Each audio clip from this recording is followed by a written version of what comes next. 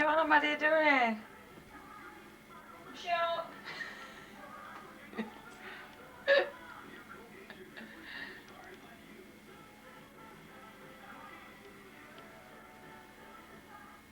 There wasn't a film in there. Yeah, there is. This is what the wall used to look like. This is what color it is now. Pretty, huh?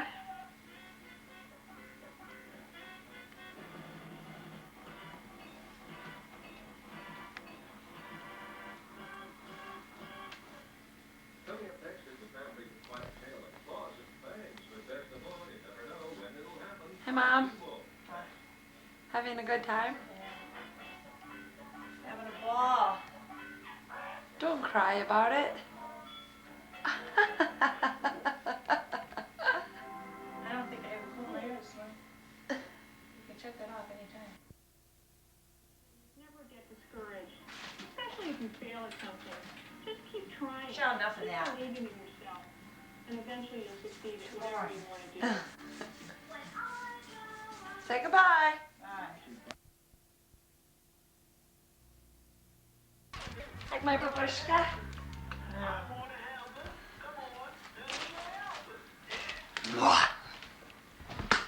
Jeez.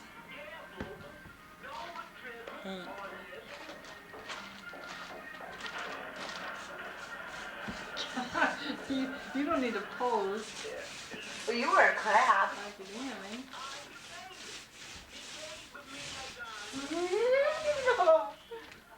I've had elbows down to see you a booty. One wall left. The time is 11:40.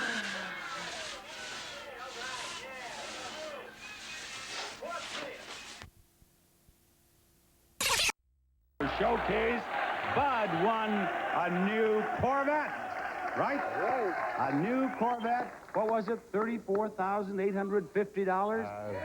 I think that's what it was, yes.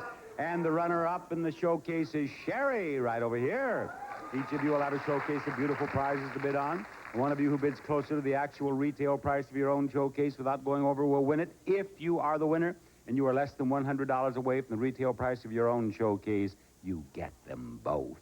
Now, let us see showcase number one, please. This showcase begins with a framed world map.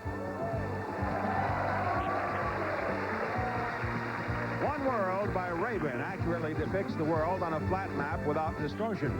And use this map to see where you'll be going on your trip around the world. And the first stop, romantic, Paris. You and your guests will fly a round-trip coach from Los Angeles to Paris, France, where you'll spend 6 nights at a deluxe hotel in the fashionable district just off the Champs-Élysées. From Paris, it's on to mysterious China. You'll fly to Beijing, where you'll spend 6 nights at an elegant Center City hotel near the old Imperial Palace. And from China, it's on your final stop, the paradise of Fiji. You'll fly to the Fiji Islands for a 6-night stay with buffet breakfast daily, full butler service and use of non-motorized water sport equipment at the Sheraton Fiji Resort. Luxury facilities set among tropical gardens and year-round balmy climate. Perfect for unending water sport enjoyment, Sheraton Fiji Resort. And this Around the World showcase can be yours if the price is right. Bud, are you going to bid or pass? I think I'm going to pass. You're going to pass to Sherry, and I'm going to ask Sherry for her bid on this showcase. $12,500. $12,500. Bud, have a look at your showcase. Bud, your showcase features prizes revealed on our assembly line tour of Barker's factory. And as we take a look inside, we see one of the workers programming the master control to cooking. And the wonderful machine produces a selection of brand new cookware. For the master chef in your home, this fabulous 16-piece Jacques Pepin solid copper cookware lined with easy-to-clean stainless steel. Next, the programmer sets the entertainment on the dial. And out comes a brand new piano. The famous Baldwin tone, sensitive touch, and cabinetry of yours in this beautiful home-sized piano, a rich pecan finish from Baldwin Piano and Organ Company. And then the programmer sets the dial to recreation. And the machine provides one more prize. This brand new ski boat.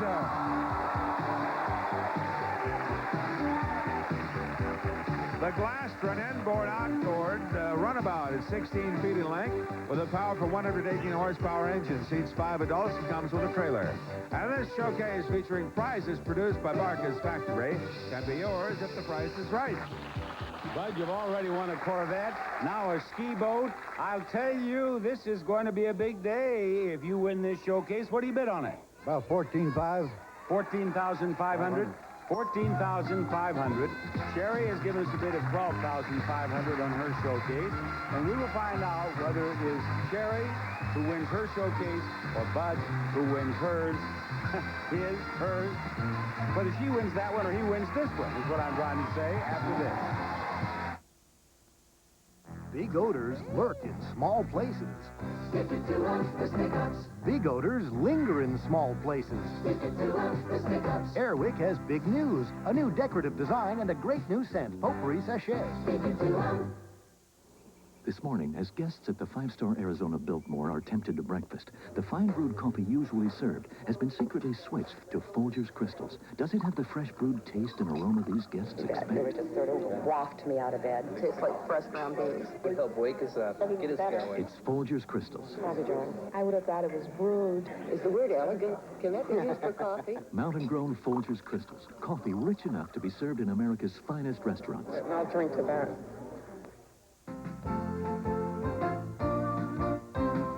Ready, aim, get fire in an instant with a Scripto Aim and Flame disposable butane torch from True Value hardware stores. It's good for thousands of lights, has an electric ignition and an adjustable flame.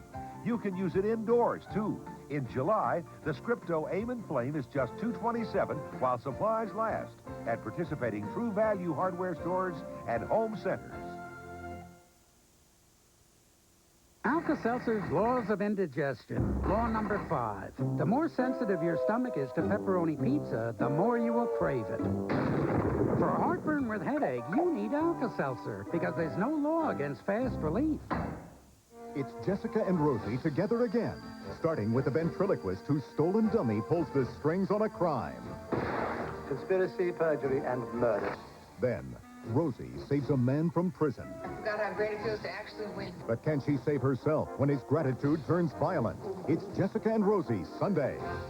When Dr. Fleischman moved to Alaska, he decided to bring the golf course with him. We'll call it Fleischman's Mini Putt. Northern Exposure, Monday on CBS.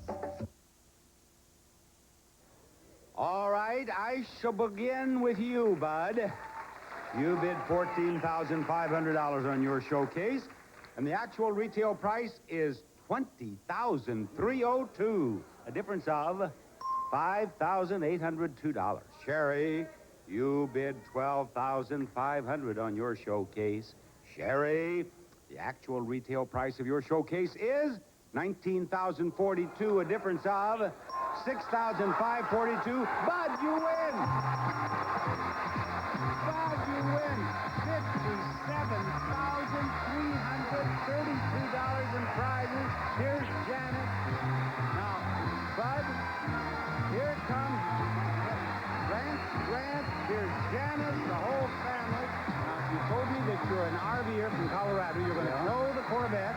You're going to have to put the boat on the top. Well, I've got some kids. They'll help you out. Bob Barker, say goodbye, everybody.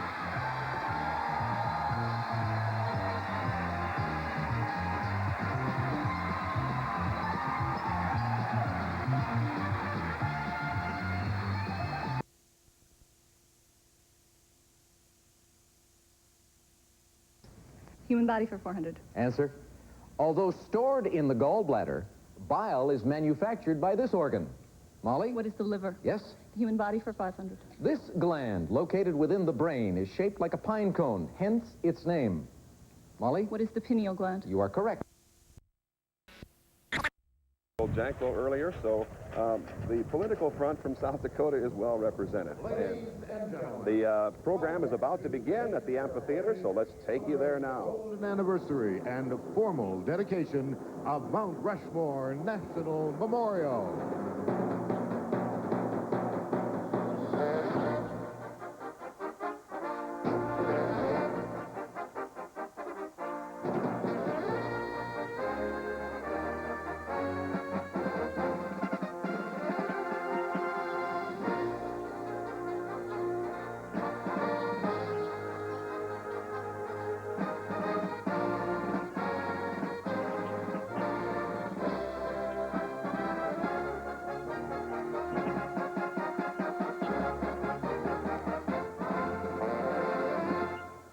Ladies and gentlemen, please welcome one of South Dakota's favorite daughters, Mary Hart.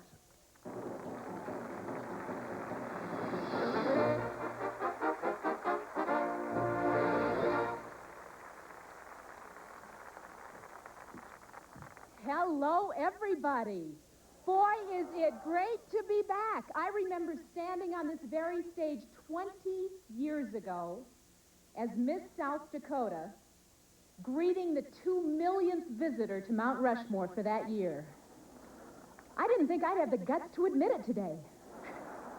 It is great to be back. It's certainly not the first time in 20 years that I have returned to my home state, but it is always wonderful to come back to South Dakota because I have never been hesitant to admit that I am from South Dakota, and I will always be proud of that.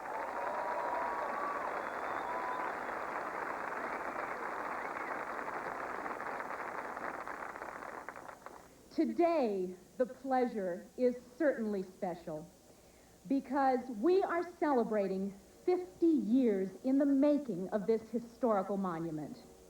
Of course, we're gathered to observe this major milestone, the golden anniversary of one of the most breathtaking, inspiring, and unique memorials in all of the world. For 5 decades, it has endured as a tribute to the spirit of our great country and 4 great Americans, and to the perseverance that made the memorial a reality. And so this golden anniversary will celebrate the overwhelming vision and the overwhelming effort behind it. For that celebration, all of us are here today literally from sea to shining sea.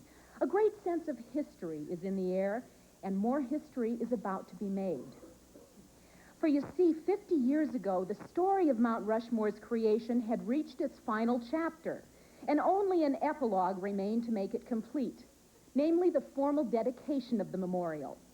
However, in 1941, the burdens of an impending war forced the nation's attention, as President Roosevelt then said, from the shrine of democracy to the arsenal of democracy. The dedication of the mountain would just have to wait, and so it has, for some 50 years until today. On this golden anniversary, the President of the United States will at last be making the dedication, and what could we ask for a better 50th birthday, right? On behalf of the National Park Service and the Mount Rushmore Society, our hosts for this great occasion, welcome to America's Shrine of Democracy. And now I'd like to introduce one of South Dakota's favorite sons, Tom Brokaw.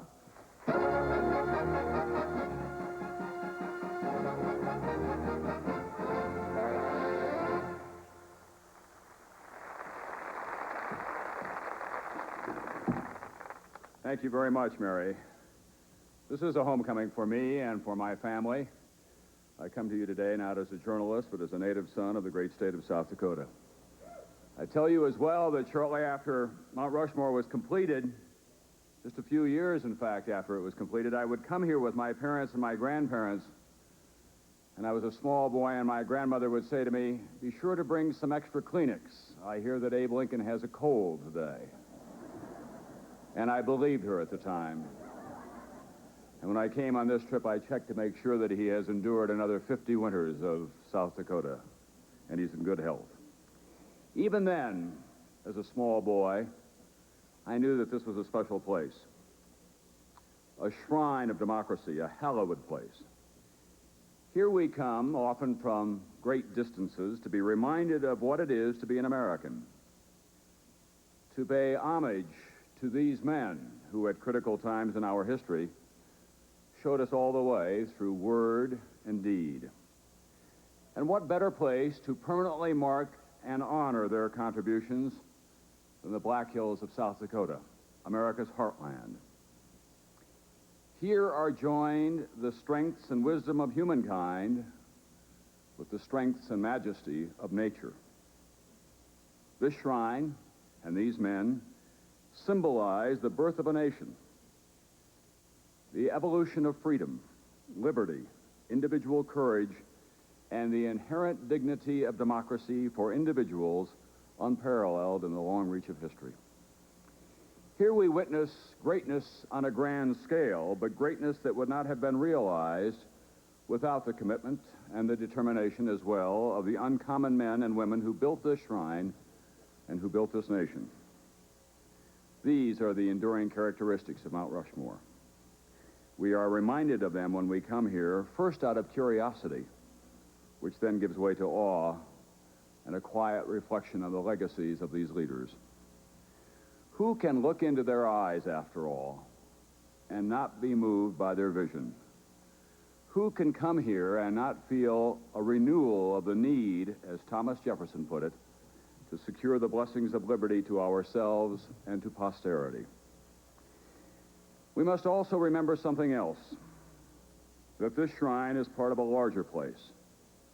The Black Hills, the Pahasapa, the sacred land of the Lakota people. In these surroundings, we celebrate as well the spirit and the legacies of the people of Sitting Bull and Red Cloud, and one of the greatest warriors that this country ever produced, Crazy Horse. And so when we look upon this mountain, we are really looking into the living spirit of this nation in all of its dimensions, the spirit that these great Americans passed to each of us, the spirit of our future. That is what draws us here. That is what makes Mount Rushmore the shrine that it has become for millions of people. That is why it must always be preserved. Thank you.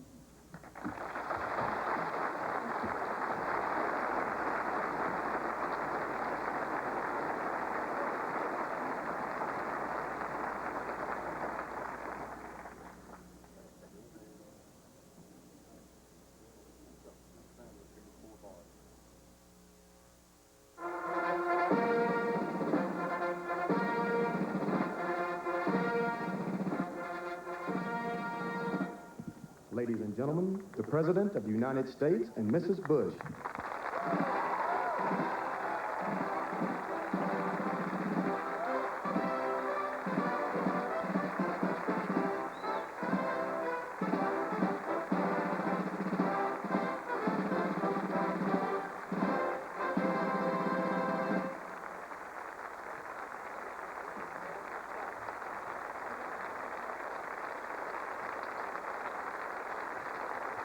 Ladies and gentlemen, please rise for the presentation of colors by a color guard representing Ellsworth Air Force Base, South Dakota.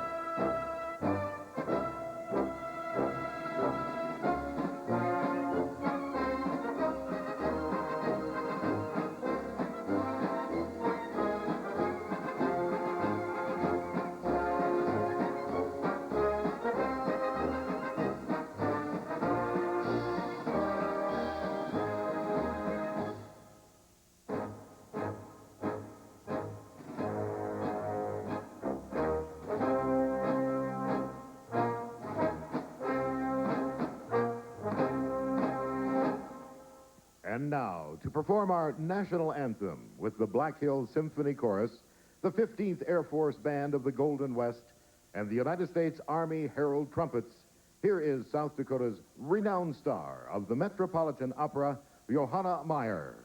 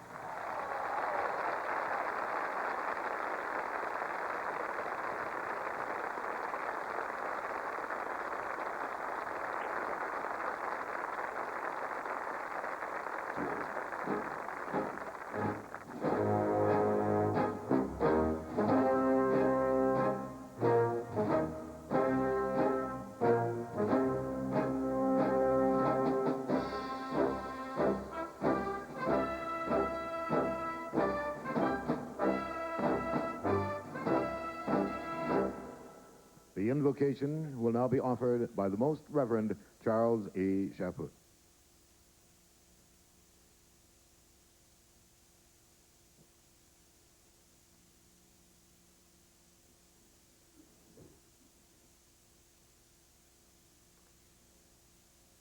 Let us pray. God, our Creator, you in whom we live and move and have our being, we stand before you today acknowledging our gratitude for your goodness and our need for your continuing guidance. In the words of the psalmist, we find our prayer. Let the nations praise you, O God. Let all the nations praise you. The monument we are here to dedicate today is carved from rock, an image often used to describe you, our rock, our fortress, and our strength. As these black hills have been sacred through the centuries for our native peoples, let this shrine of freedom and justice be a sacred sign for us and for all people.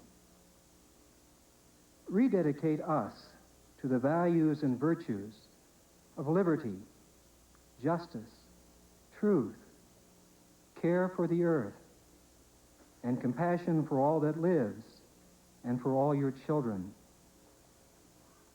For this purpose, give us the largeness of heart and mind that has characterized our ancestors and which comes from you alone. Amen. Ladies and gentlemen, you may be seated. Ladies and gentlemen, the Secretary of the Interior, Manuel Lujan.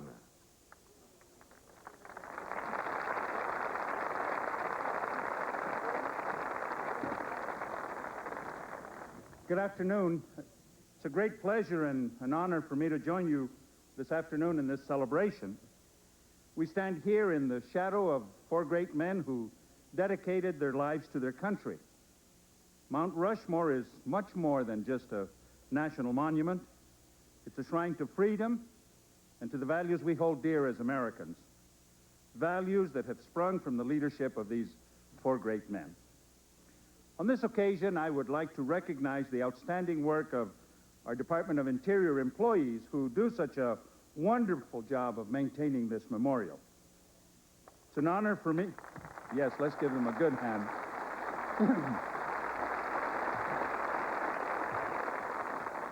It's an honor for me to join the people of South Dakota at this magnificent site, and it also gives me great pleasure to introduce to you your distinguished governor, the Honorable George Mickelson.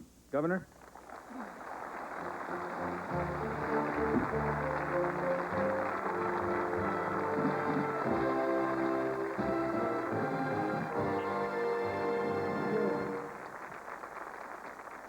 Thank you, Mr. Secretary. Mr. President, Mrs. Bush, ladies and gentlemen, I am deeply honored to be able to be with you today representing the people of the state of South Dakota. And on their behalf, I welcome you all to our beautiful state. Of course, Mount Rushmore's 50th anniversary is a national celebration. But here in the state of South Dakota, where the monument sits in our own backyard, we reflect a little more deeply and celebrate a little more proudly. And that's only natural. For although Gutzon Borglum ultimately sculpted Mount Rushmore, his efforts followed those of prominent South Dakotans, the players that were behind the scenes, who planted the seeds of the memorial's creation and spearheaded the vital congressional support that made it possible. They were people like Doane Robinson, who was superintendent of the state of South Dakota's Historical Society, who in 1923 first imagined the great outdoor sculpture that would attract people to our state from far and wide. They were people like United States Senator Peter Norbeck, who caught Robinson's enthusiasm and lobbied tirelessly and skillfully in Washington for the idea. They were people like Congressman William Williamson, Rapid City businessman John Bolin, and others who saw the Rushmore project through, even through the Great Depression. And just as we acknowledge the contributions of the past, we must acknowledge the outstanding efforts of the present and the Mount Rushmore Society. Through their preservation campaign, the pressing needs of this memorial will be met. Expansion of this amphitheater that we are in here today, completion of the Hall of Records, improved exhibits, a new theater, and increased accessibility to all areas of the park, all to better accommodate more than 2 million visitors a year. But most of all, Mr. President and Mrs. Bush and ladies and gentlemen, I acknowledge the people of the state of South Dakota themselves, whose boundless hospitality, friendly spirit, and glowing pride make coming to Mount Rushmore a better experience for everyone. And to all of you from beyond our state, I hope you have the opportunity to enjoy the beauty of our landscape and the warmth of our people. Thank you all for coming and for making this a great day for Mount Rushmore and a very special day for our state of South Dakota. Thank you.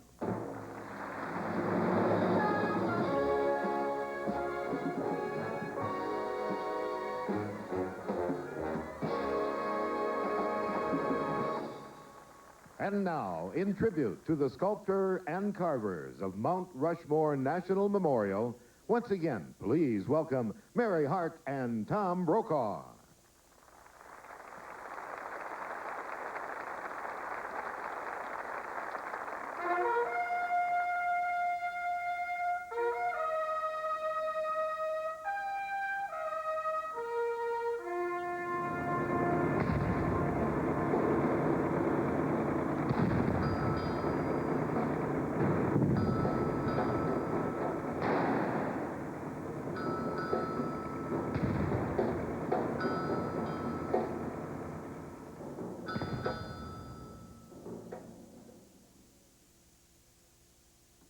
Gutzon Borglum is the extraordinary artist who dared to answer the challenge of Mount Rushmore. He quickly agreed to its national purpose, dramatically conceived its theme, and for 14 turbulent years bravely willed a mountain of granite into a memorial for all ages. Borglum possessed the rarest of talent. He had persistence and a real sense of promotion. A consummate sculptor, he was also a brilliant engineer. He was an inventor and an eternal romantic.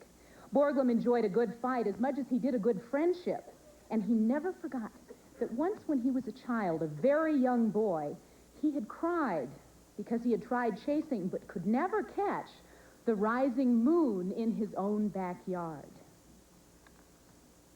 Far from his days as a painter at a painter's palette, Borglum began tackling this mountain in 1927.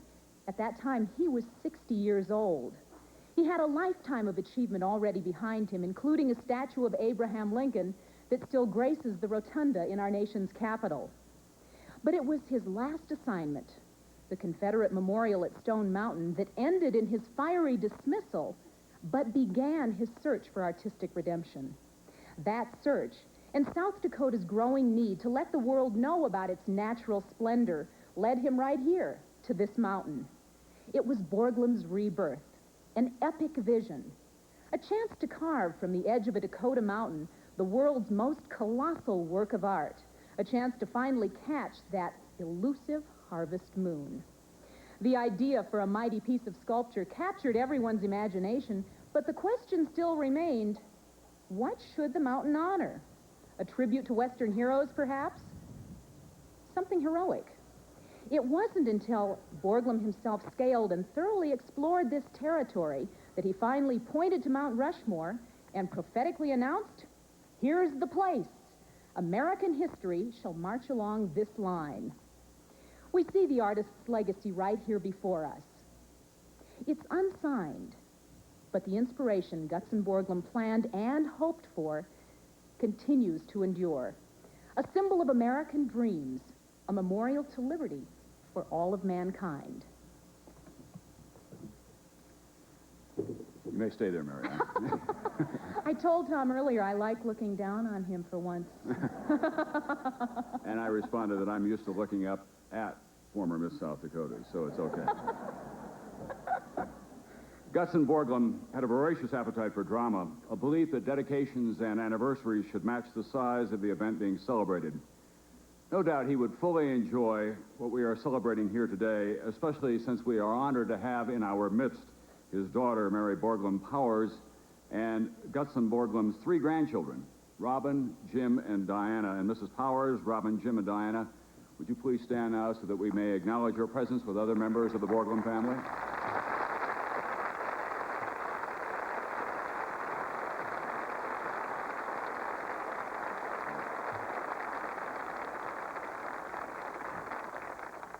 In the spring of 1941, before the completion of Mount Rushmore, Gutzon Borglum passed away.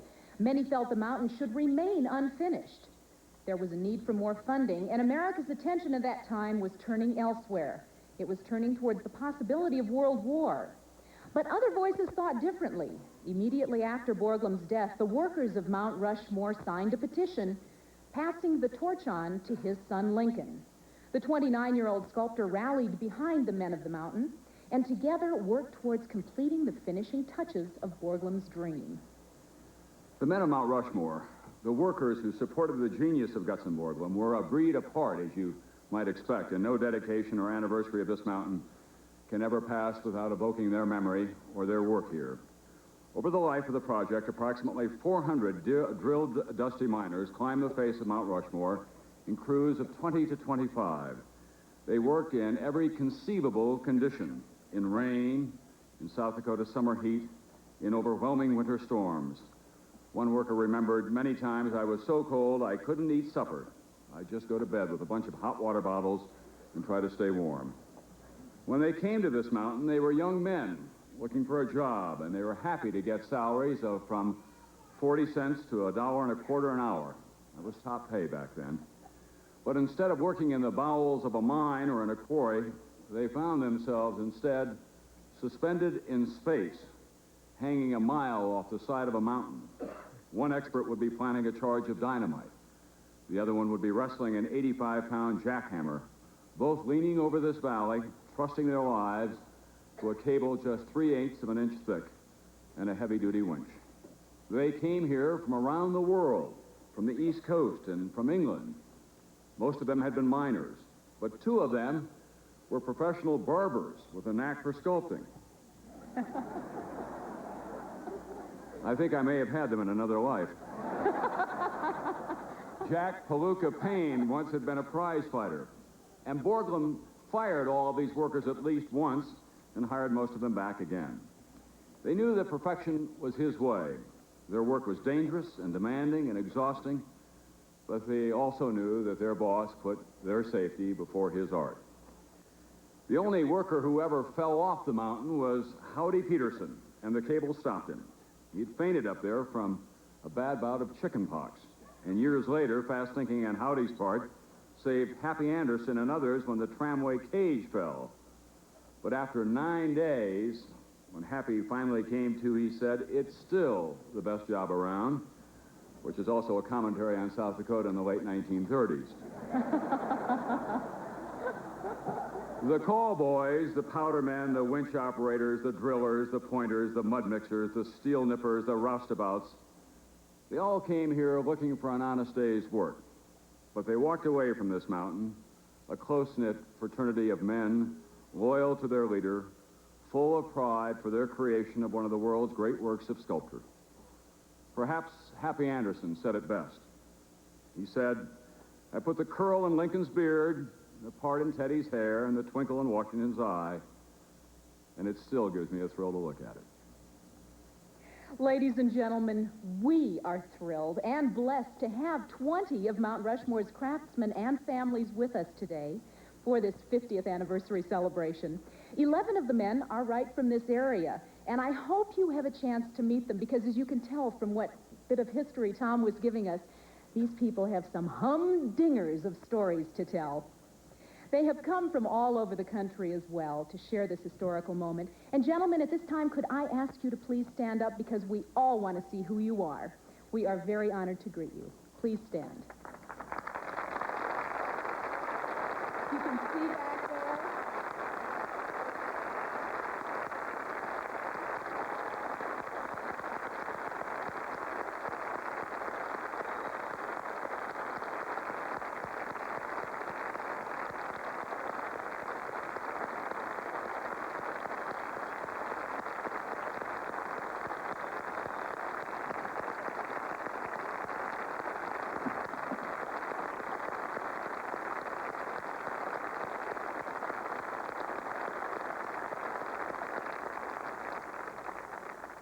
Thank you so much for joining us today. And now, to honor the memorial carved by so many talented hands, we want to celebrate with many voices. Please welcome a member of the great Sioux Nation, operatic tenor, White Eagle. We are here live at the Mount Rushmore Golden Anniversary Celebration. This really is a once-in-a-lifetime experience. It certainly is, and we will have White Eagle coming up next, and of course, President Bush. Stay right with us. My father is here today. Frying pan needs good food. I like to go to Frying Pan, and Mom and Dad love Frying Pan because kids eat for just 99 cents all year round. For supper, I get fried chicken or kids spaghetti for just 99 cents. Lunch is great at Frying Pan. Grilled cheese or a hamburger for just 99 cents. Your kids will love Frying Pan too, and we eat for just 99 cents all year round. Only at Frying Pan, Yankton and Brookings, and 3 Sioux Falls locations. Welcome to Bear Country, USA. We'd like to invite your family out to see our family. From baby elk to big grizzly bear, our family comes in all shapes and sizes. Cuddly to curious, playful to just darn peculiar. But we're always interesting and always fun to watch. Your family is sure to have a good time. So come see us. We're 8 miles south of Rapid City on the road to Mount Rushmore. Make tracks to Bear Country, USA. Your farm. Over the years, you've worked the land, cared for the livestock, maintained the buildings, repaired equipment, raised a family, and even found time to horse around. To protect your investment, you can rely on Millbank Insurance and their independent agents. With the package protection of Millbank Insurance, you know your farm will be there for the next generation. Millbank Insurance, ensuring the future of farming. See your independent agent today. Welcome back, everyone. We are here at Mount Rushmore live on Kellerland TV. We now take you back to the amphitheater where White Eagle is performing. So many dreamers come from different shores to proudly sing along. So many colors in our rainbow choir. So many hearts from many homelands, all with one desire.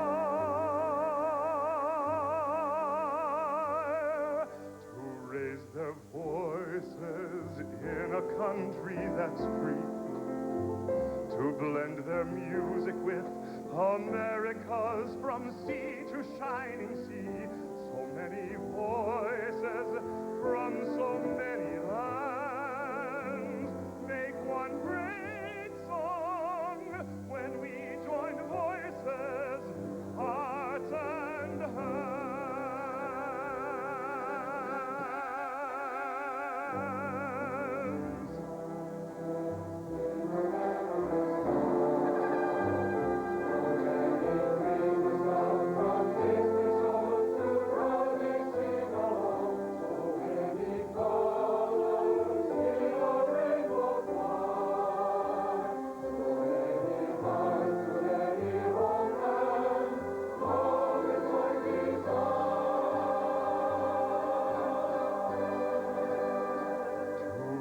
Their voices in a country that's free, to blend their music with America's from sea to shining sea.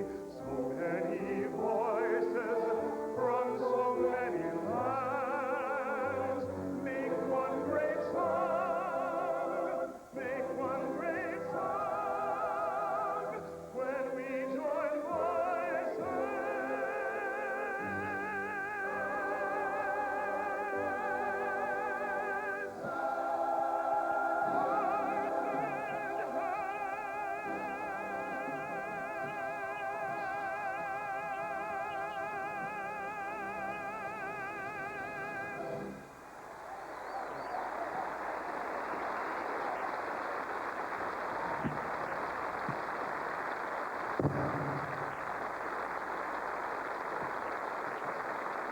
And now, please welcome four of America's favorite performers, here to pay tribute to the four faces of freedom depicted upon Mount Rushmore. Popular actor whose portrayals have included George Washington, Barry Bostwick.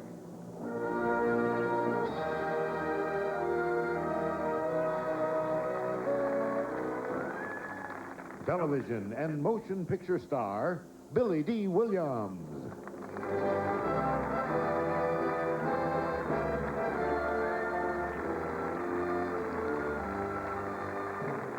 Versatile star of the musical stage and screen, Barbara Eden.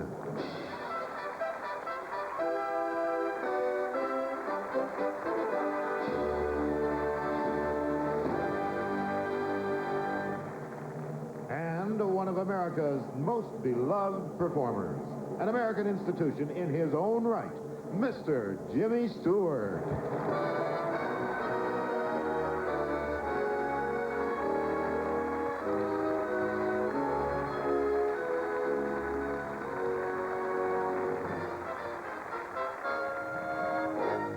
In the words of George Washington.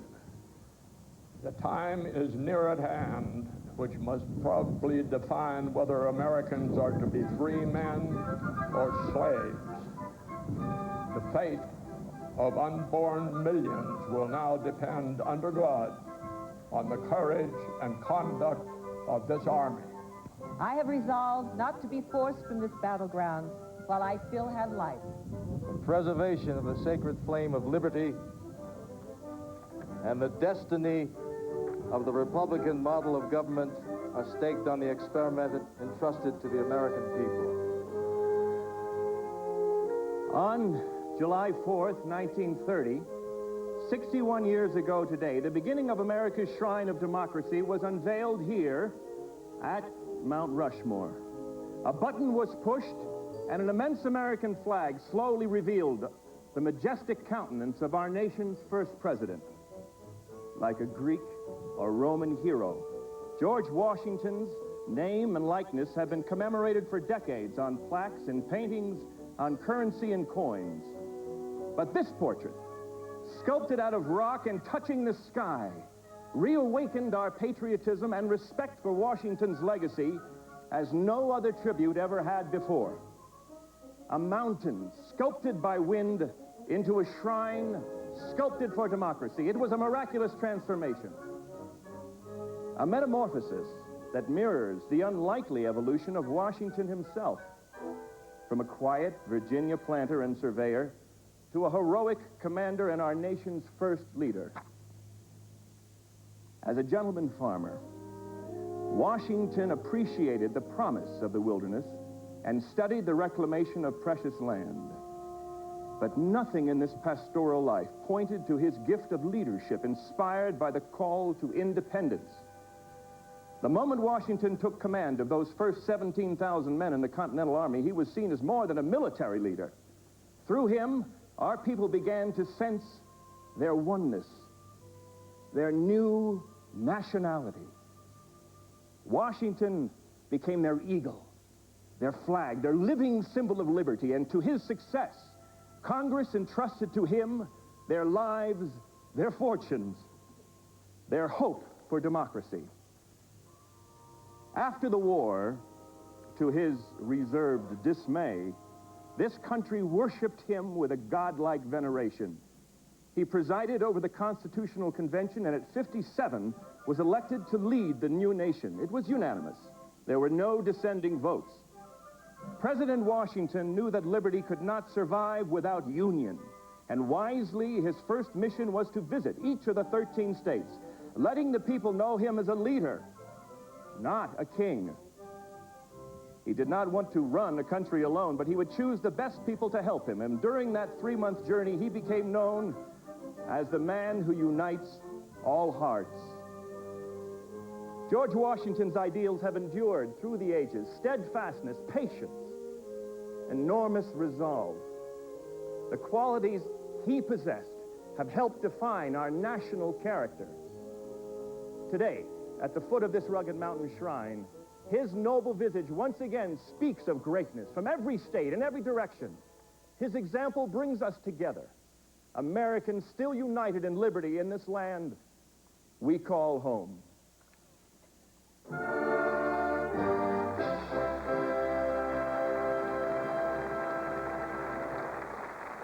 In the words of Thomas Jefferson, I have sworn upon the altar of God eternal hostility against every form of tyranny over the mind of man.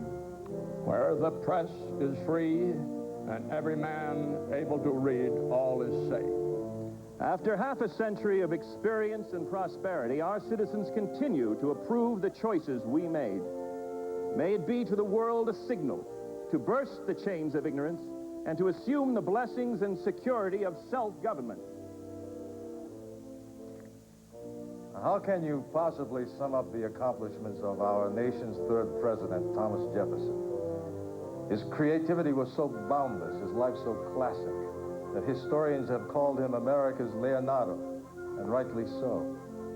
He excelled in agriculture, architecture, and law. He spoke 3 languages, designed furniture, and wrote music. He developed America's first school system, founded a university, and wrote the first bill to guarantee religious freedom. When Jefferson arrived in Philadelphia that memorable summer of 1776, he was a young man of 33, close to the impressive likeness you see here on Mount Rushmore. He had come to attend the Second Continental Congress and would help decide nothing less than the direction and destiny of an unborn nation. As Jefferson journeyed on horseback 300 miles from Monticello to Philadelphia, he stopped to rest along the way at farms and villages, and here he took good measure of the country's uneasy voice. He visited with newly married colonists who kept the country in. He met merchants and teachers. He spoke with plantation slaves and listened to a Cherokee chief. Remembering the collected harmony of those diverse American voices, Jefferson penned democracy's most famous words. We hold these truths to be self-evident, that all men are created equal, that they are endowed by their Creator with a certain unalienable rights, that among these life, liberty, and the pursuit of happiness. Forevermore, Thomas Jefferson had defined the ultimate expression of our American mind. But there's more to celebrate. You see, we also gratefully acknowledge him for providing us with the great heartland of America as we know it today. It was Jefferson's refusal to go to war and the brilliance of his presidential diplomacy that resulted in the Louisiana Purchase, the largest peacetime acquisition of territory in the history of any nation. With a single document, America doubled its size. One day we were an assemblage of 13 original states, and the next morning we were an immensity of land, over 1 million square miles larger, an unexplored territory of riches that stretched from the port of New Orleans to the Canadian border, from the mighty Mississippi through the Dakotas to the edge of the Rockies. To this day, it staggers the imagination. Most importantly, he had ensured that the principles of freedom he set forth in our Declaration of Independence had a vast new frontier to replenish, to prosper, to grow.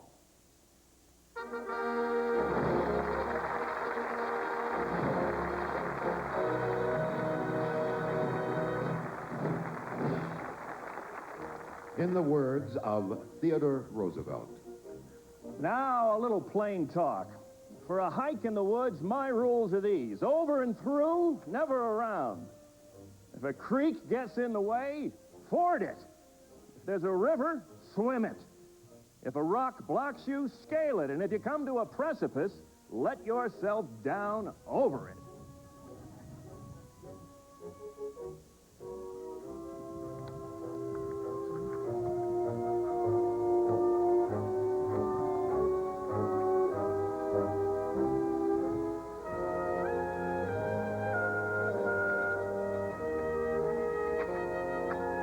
My experience is that it never pays to let up. Believe in what you do. Don't flinch. Don't foul. Hit the line hard. I feel as tough as a pine knot. I feel just bully. For a brief moment, let me take you back to a dedication at Mount Rushmore. It is the evening of July 2nd, 1939. Dark clouds of a summer storm suddenly lift, and there, under a night of blue indigo, a full moon illuminates the granite tribute honoring Theodore Roosevelt, the 26th President of the United States.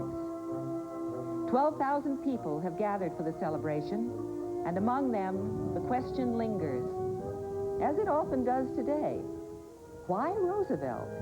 Has he earned this tribute, this gesture of immortality? Well, the answer is emphatically yes, for it is Roosevelt's early and passionate commitment to the preservation of our land that continues to endure. Roosevelt's legislation brought water to our most arid lands. He protected the grasslands, guarded the public's oil and mineral rights, and over the strong objections of Congress, he established 21 new forest preserves, saving over 16 million acres of wilderness for this nation's future. It's little wonder that Dakota Territory claims Roosevelt as a spiritual son. For 2 memorable years of his youth, he lived in the Badlands, raising cattle 200 miles north of here. My years in the Badlands, he said, gave me the understanding of men and life and the great out-of-doors, without which I could not have been president. When history speaks of Roosevelt, it speaks of many firsts. The first president to wake America to its new role as a world power, the first president to win the Nobel Prize for Peace, and of course, the builder of the Panama Canal, a vision that completed the dream of Columbus. But Roosevelt's greatest work, the promise that still unfolds before us, is the urgent pledge to protect America's treasured gifts, our precious national resources. Today, as we celebrate the 50th anniversary of this shrine, we look to the memorial, but we also embrace the sights and sounds of this wilderness, the immensity and mystery Theodore Roosevelt so joyously celebrated, the land he entrusted to our wise and loving care.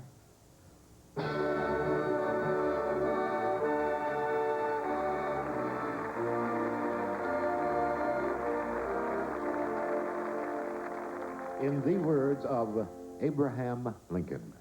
Our fathers brought forth upon this continent a new nation, conceived in liberty and dedicated to the proposition that all men are created equal. As I would not be a slave, so I would not be a master. This expresses my idea of democracy. This nation, under God, shall have a new birth of freedom, and that government of the people, by the people, and for the people shall not perish from this earth. In 1861, brief months after Abraham Lincoln was elected to lead our divided country, a young soldier heard from his speech. Impressed at the unexpected encounter, the boy wrote to his parents, "Mr. Lincoln speaks very slowly." Hours later, you can almost repeat his thoughts, word by word. I love to hear him speak. Like the young soldier 130 years ago, our country, along with emerging democracies of the world, continues to embrace the words and example of Mr. Lincoln, the 16th President of these United States. With enduring faith in a heavenly power and unshakable belief in the common goodness of man, Lincoln believed that truth would prevail. This belief in the wisdom of the majority helped him guide our young country through the terrible anguish of civil war. Democracy, Lincoln taught us, was not nor ever will be a simple task. It is a process full of defeats and intolerable trials. It is constantly in progress, an unending struggle. Destiny had sent our nation the most unlikely savior, the 6'4" eccentric storyteller with no more than 10 months of formal education behind him. But his self-taught backwoods lawyer stood inflexible on two principles: the preservation of these United States and the equality of man. Both ideals were reflected in his belief that a house divided against itself can never stand alone. How true that sentiment rings today when we think of our own homes, our communities, and the house of the world politic. We study his face on the mountain. Why, after all this time, does Lincoln draw us so near? Why do we feel at peace gazing at this compassionate countenance? Perhaps it's because he believed in us, in thought, words, and deed. Through our darkest days, he trusted that we, the people, would find the way.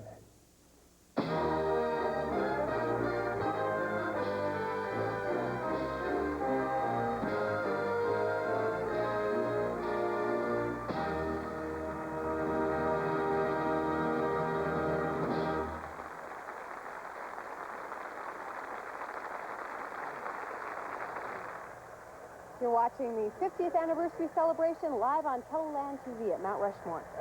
Stay with us. We'll be right back with singer Rosemary Clooney and, of course, President Bush.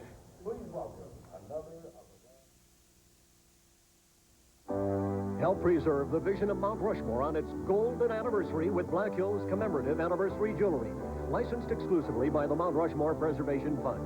Each collector item's exquisitely handcrafted by Mount Rushmore Jewelry, genuine Black Hills gold and silver, a collector's limited edition belt buckle, anniversary bolo tie or pendants, earrings, rings, and coin holders, exclusively licensed for Mount Rushmore's 50th anniversary. Call toll-free now for a free catalog or information on the outlet nearest you. The best way to do business? Honesty. Always be straight up and completely truthful. Efficiency. Know what you need and know your sources. Best way? Any job is easier if you have the right tools. Like the Canon plain paper and laser fax machines from Best Business Products, providing you with the right Canon fax for your business, honestly, efficiently. Do business with reliable people you can trust. Best Business Products, the best way to do business. Here at Carl's, we're proud to be able to help bring you this live broadcast from Mount Rushmore. I'm Elmer Carl, and we're proud to have been able to be your servicing dealer for TV, audio, and appliances this past 35 years. This July, I invite you to shop our stores for specials, such as this RCA camcorder that will let you tape your own special events. Whether you select a full-size unit or the 8mm size, you can be assured of the lowest price backed by our own quality service. So enjoy the holiday and then shop the superstores with service in South Dakota, Carl's TV, audio, and appliances. Welcome back, everyone. We're live here at Mount Rushmore on Teleland TV. Let's return now to the amphitheater and Rosemary Clooney.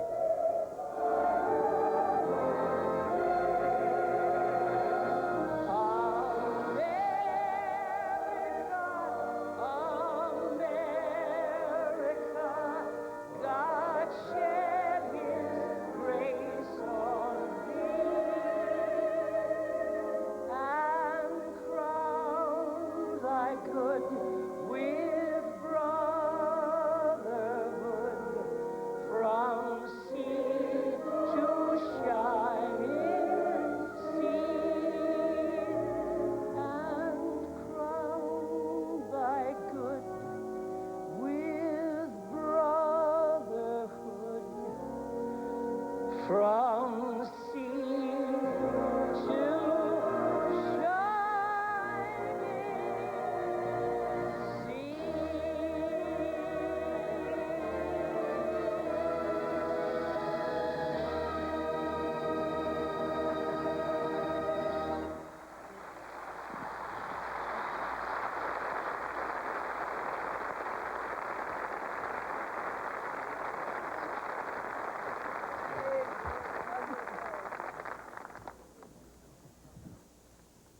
now to fulfill the 50-year-old dream of a formal dedication for Mount Rushmore.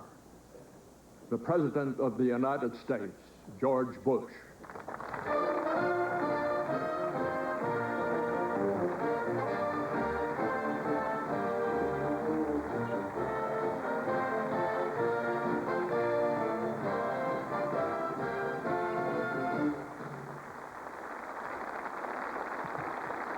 Thank you all very, very much.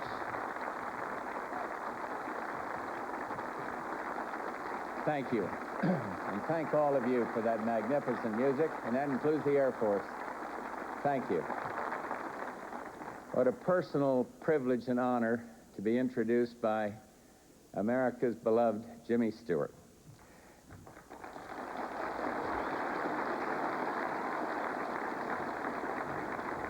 May I salute our Secretary of the Interior, Manuel Lujan, our Senators, Larry Pressler, Tom Daschle, Congressman Johnson with us today, South Dakota's Governor, Governor Mickelson, Lieutenant Governor, Mr. Miller, former Governor Janklow, and former Senators Abner and McGovern are with us here today also. This is a fitting occasion, and I'm proud to be a part of it.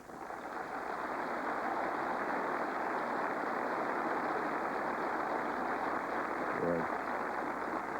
And may I also salute those who make it happen all the time. Our Director of the National Park Service, James Rodnauer.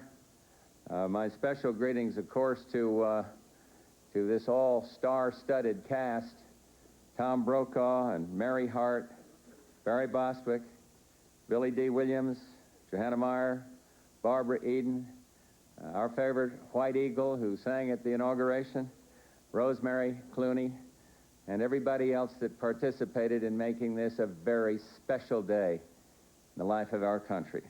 You talk about a Hollywood Hall of Fame. This is unbelievable. And to all of you, thank you for the privilege of helping dedicate a memorial that once moved a visitor to say, a visit to Mount Rushmore is a moment of communion with the very soul of America. 50 years ago, brave Americans completed this monument to four great nation builders, and it took 14 years, enormous sacrifice, and a daring worthy of our nation.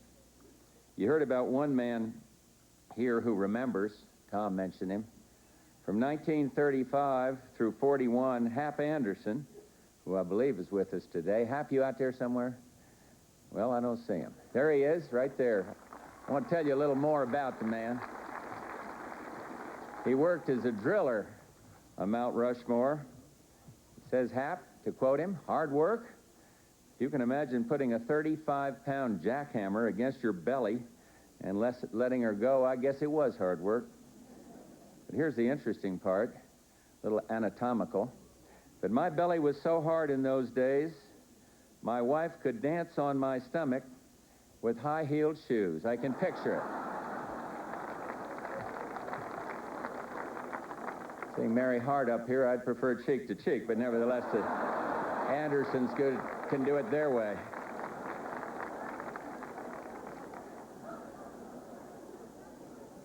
But seriously, when Hap and his co-workers, several others of whom we met here today, dusted themselves off after the last day's work, they had produced a living monument. And when the great producer-director Cecil B. DeMille described it, here's what he said. Not only do you look at those four faces, they look at you as well. And today we salute Hap and all the others here today and all the rest who built Mount Rushmore. We salute, too, the four men whose faces appear on the monument. They knew that America is always a beginning, never a consummation.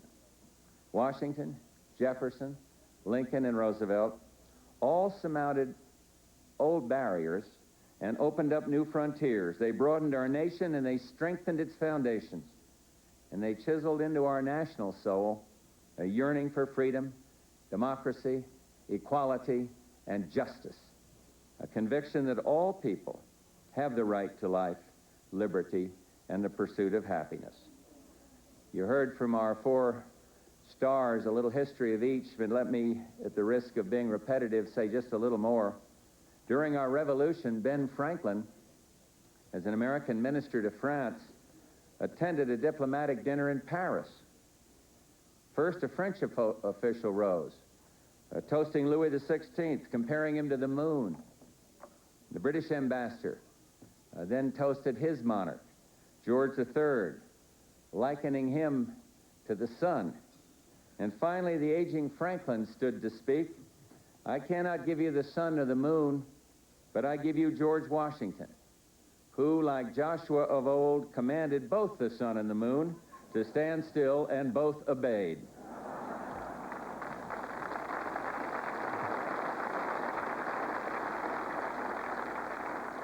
Washington sought not the security of power, but the power to secure America's independence, to build a nation devoted to freedom and human dignity.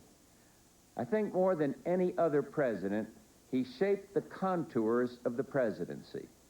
He established a model and set precedents that have served us well, and no wonder he is remembered as the father of our country. Washington's Secretary of State and the author of our Declaration of Independence helped the young nation grow in different ways. Thomas Jefferson championed the majesty of individual determination and imagination. While Jefferson had some troubles with Congress, he accomplished extraordinary things. Among these, as we heard, he negotiated the Louisiana Purchase. The Purchase expanded our boundaries forever and opened to millions new horizons, opportunities, and dreams. His love of democracy was matched only by his faith in human nature.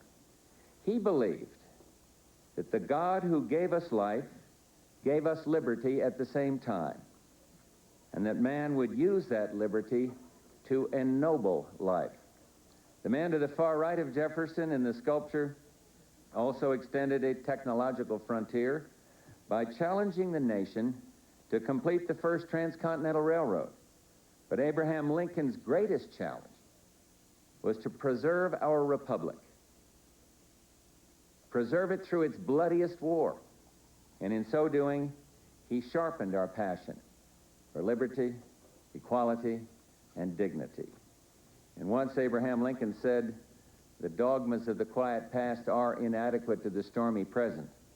And yet, armed with changeless moral laws, he paved the path for the future. He abolished slavery and preserved the Union. And he showed that the better angels of our nature can banish the darkness that threatens us all. While the Lincoln of history often seems solitary or sad, the real Lincoln never lost his appetite for a good story, a tall tale, or a poignant quip. Once a friend encountered him and 2 of his kids, his sons, on the street, and the boys were sobbing uncontrollably. Mr. Lincoln, what's the matter with the boys? The friend asked. And Lincoln sighed, just what's the matter with the whole world. I've got 3 walnuts, and each kid wants 2. Abraham Lincoln understood the American character. He could speak in tones as familiar as a heartbeat, or in cadences capable of summoning forth laughter, tears, and awe. Without Lincoln, I don't believe we would be a whole nation today. He kept us, you see, the United States. The final man on this monument also left a wonderful bequest. He won renown as a warrior, but, again, as we heard, he also won the Nobel Prize for Peace. He helped cut the Panama Canal out of the wilderness, but also fought to preserve our national beauty. Theodore Roosevelt fell in love with the Mount Rushmore area, visiting the Dakota Badlands in 1883. He grew infatuated with the cattle business, acquired 2 ranches, became a gentleman cowhand. T.R. brought to the outdoors the same exuberance that he brought to life, calling our lands and wildlife the property of unborn generations. He managed to preserve our magnificent environment while transforming America from a continental force into a truly global power. Each of these four presidents enriched this country, and each made full use of his presidential powers without forgetting that he owed his power and legitimacy to the people. The heroes behind me were fighters, as Americans have always been, fighters for independence, for freedom, for democracy, for equality, for the values and the lands we revere. Today, we must build on their beginnings. We must continue to preserve our greatness while pushing back the limits of our imagination. We must teach our children that responsibility comes with freedom. We must remind them of the endless possibilities of the American dream. Our new Supreme Court nominee, Judge Clarence Thomas, has said it best. As a child, I could not dare to dream that I would ever see the Supreme Court, not to mention be nominated to it. Only in America could this be possible. Our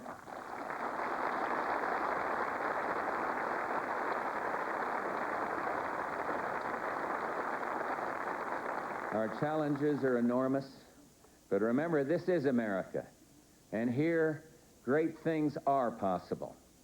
Look at the vast sculpture before us, and you see carved in stone a symbol that evokes the American character, soaring and unafraid.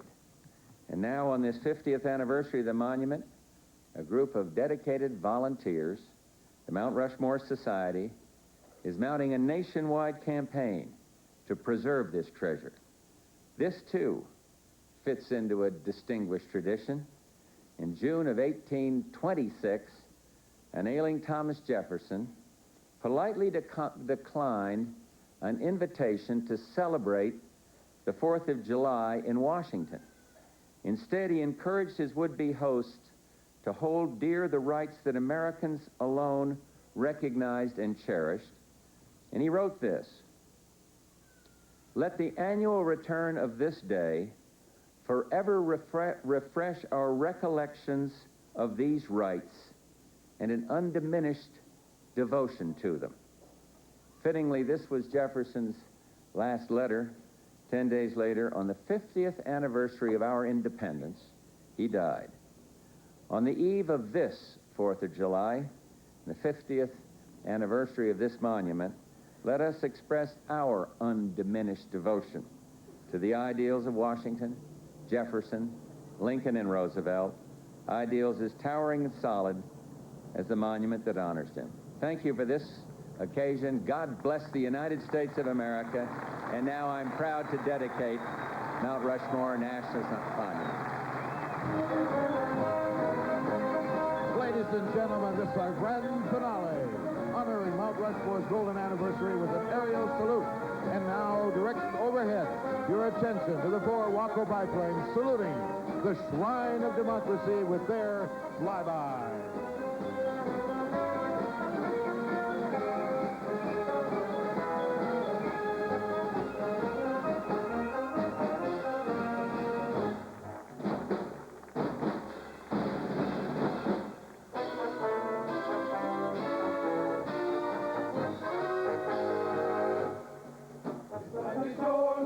Audience, please be seated to enjoy the remainder of the program. New York Island, from the redwood forest to the Gulf Stream water, this land was made for you and me.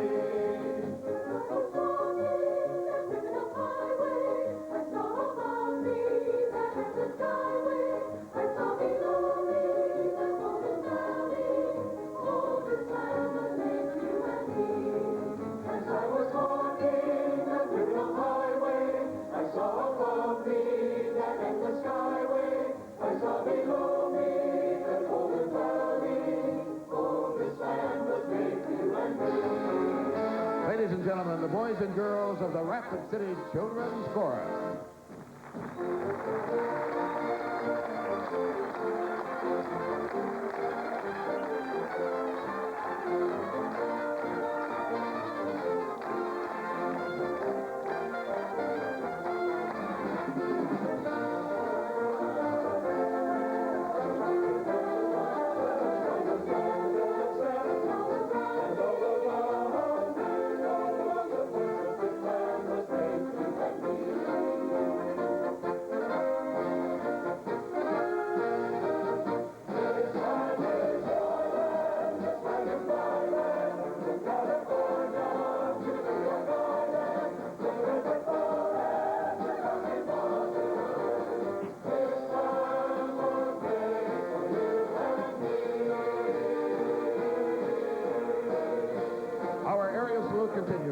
four-ship formation of A-7 from the South Dakota Air National Guard.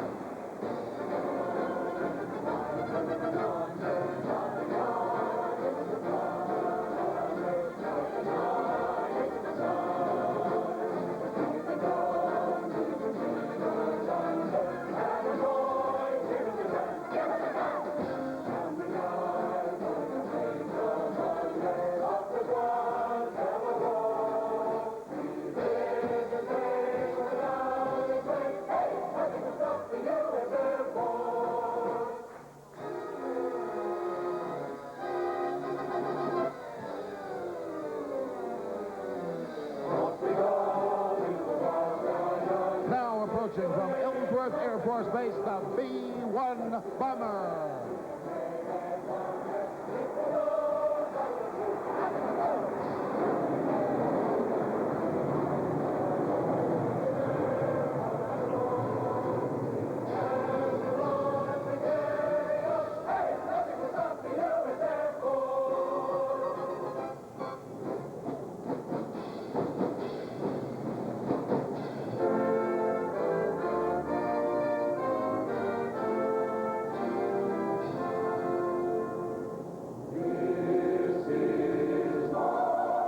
Ladies and gentlemen, we welcome the flags from 51 states.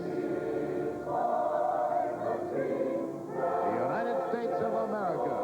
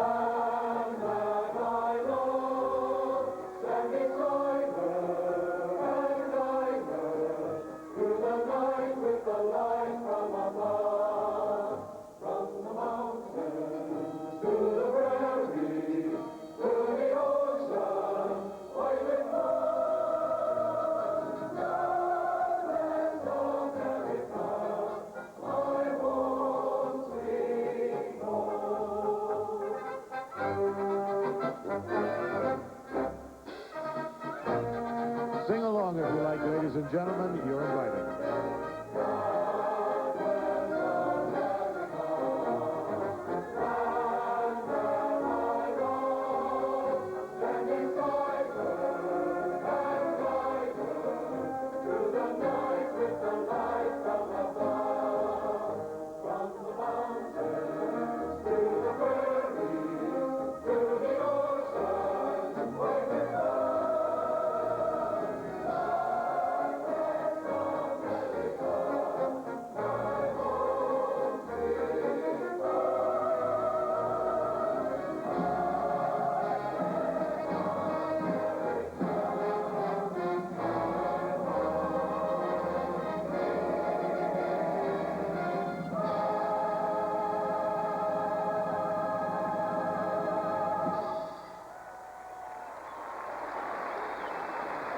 Ladies and gentlemen, that concludes today's ceremony.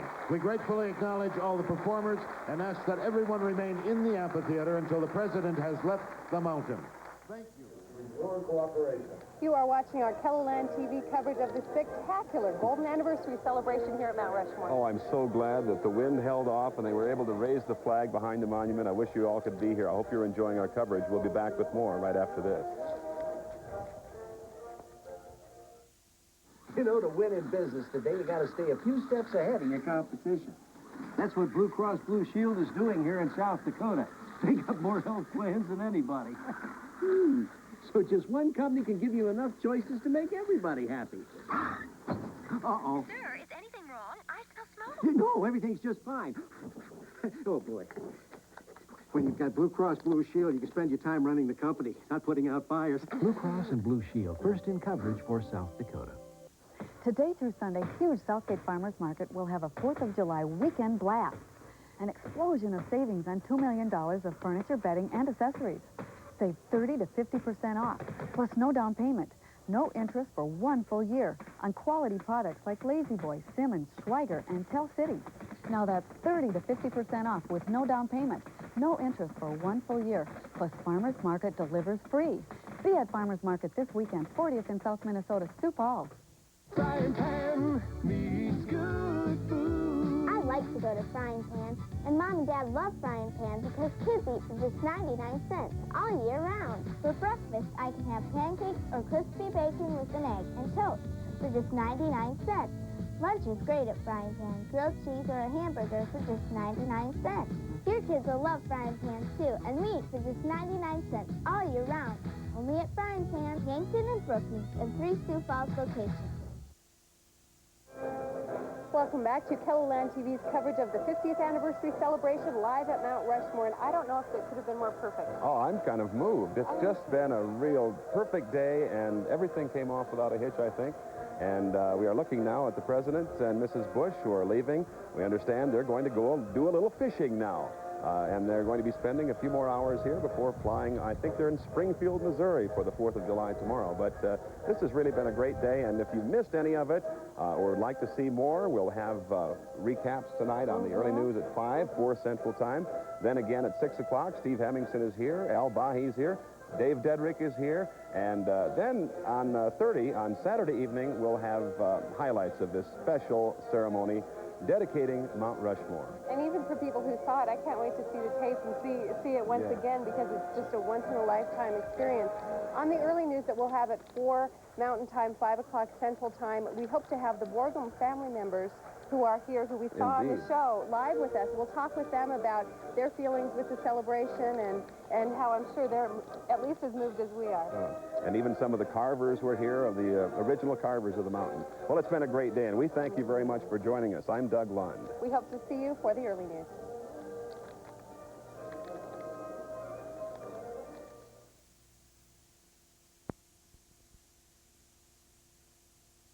Mount Rushmore, and what a day it has been. I'm Doug Lund. And I'm Julie Francavilla, and Ken Hirsch is here as well. I'll have a look at the weather, and we've been looking at the weather all day, and it's gorgeous. It's incredible. Did you fix this up for us? I wouldn't have dared show up if it wasn't nice. Well, what we're talking about, of course, is the big 50th, the golden anniversary celebration, a dedication of Mount Rushmore. It really was never dedicated when it was finally decided that that was the end of the carving, and so today, President George Bush, along with many celebrities and other politicians who were on hand. Here is some excerpts. President Bush arrived right on time, and he and his wife were here and spoke very eloquently about how proud he was to be in South Dakota. And Ken Hirsch, you were part of that, and maybe you can comment a little bit on how it felt to be right there announcing with the president. I must say this, George Bush is a trooper. And I'll say that because it's going through his speech, and the biplanes were about 20 seconds early, and as soon as he heard the engines, he immediately wrapped it up, like any good broadcaster would, and got off. And here we see some of the other celebrities. South Dakota's own Mary Hart and Mary Tom Hart. Brokart did a wonderful job. And earlier, Barry Bostwick, actor, Billy D. Williams, actor, Barbara Eden, actress, and of course, a legend, Jimmy Stewart. And this, Ken, tell us about this. This was a real miracle, isn't it? Thank goodness for this. Oh, we didn't know up until the last minute whether it was too windy to put this flag up. Aerostar of Sioux Falls did a fantastic job, and it was really a great climax to a fantastic I have program. to tell you, I got chills. Well, I got chills through the whole ceremony, but there was nothing like that. Oh, it was right on the borderline, but Mark West of Aerostar said, if we can do it, we are going to do it. And he made it. And the dimensions, I don't know, I won't put you on the spot, Ken, if you don't recall, but it is the world's largest flag ever to be raised. Am I And it was correct? raised by a helium balloon. Underneath. From the top, and of course the wind was strong enough. It did pull the bottom of the flag out a little bit, but everybody got the message, and it was beautiful. What an ending. Absolutely. And of course we had several other flybys in addition to the biplanes, Ken. Marion Havilar of Rapid City helped put together 4 antique airplanes from the 1930s, the biplanes, the Wacos, and they appeared 10 seconds ahead of Q, but it all worked out. Our B-1 bomber from Ellsworth Air Force Base, and also the A-7s from our own South Dakota Air National Guard. If you haven't seen the B-1 close-up or flying by close, that makes a lot of noise. It's a loud one, Ken. We elected, or they elected, I should say, to have the slow pass with the wings swept forward and afterburner, and he made a beautiful climb out as he left. Well, as you can probably tell, the weather couldn't be finer for today's big celebration. We've had some wind gusts, but it just seemed like on cue, the winds died down for most of the program, and especially the flag waving. Yes, and we have much more coming up. We're going to be talking with a number of the family members of Borglum. We'll be talking with Gutzen Borglum's daughter, his granddaughter, Lincoln Borglum's daughter, and Jim Borglum. So a lot more to come here from the Mount Rushmore Memorial. And also we'll be talking about the coin, the Mount Rushmore Memorial coin. We'll talk to a number of people about that. We have much more to come. Stay with us.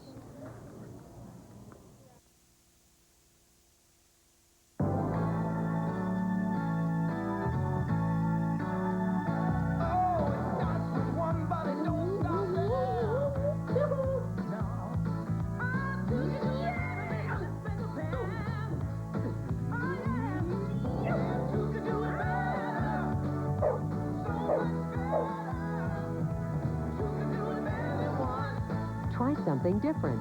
Chicken fleshed with La Choy soy sauce. They're better together. The best way to do business? Service. Be there whenever and wherever you're needed. Integrity. Always stand up for what you believe in. The best way? Be well equipped.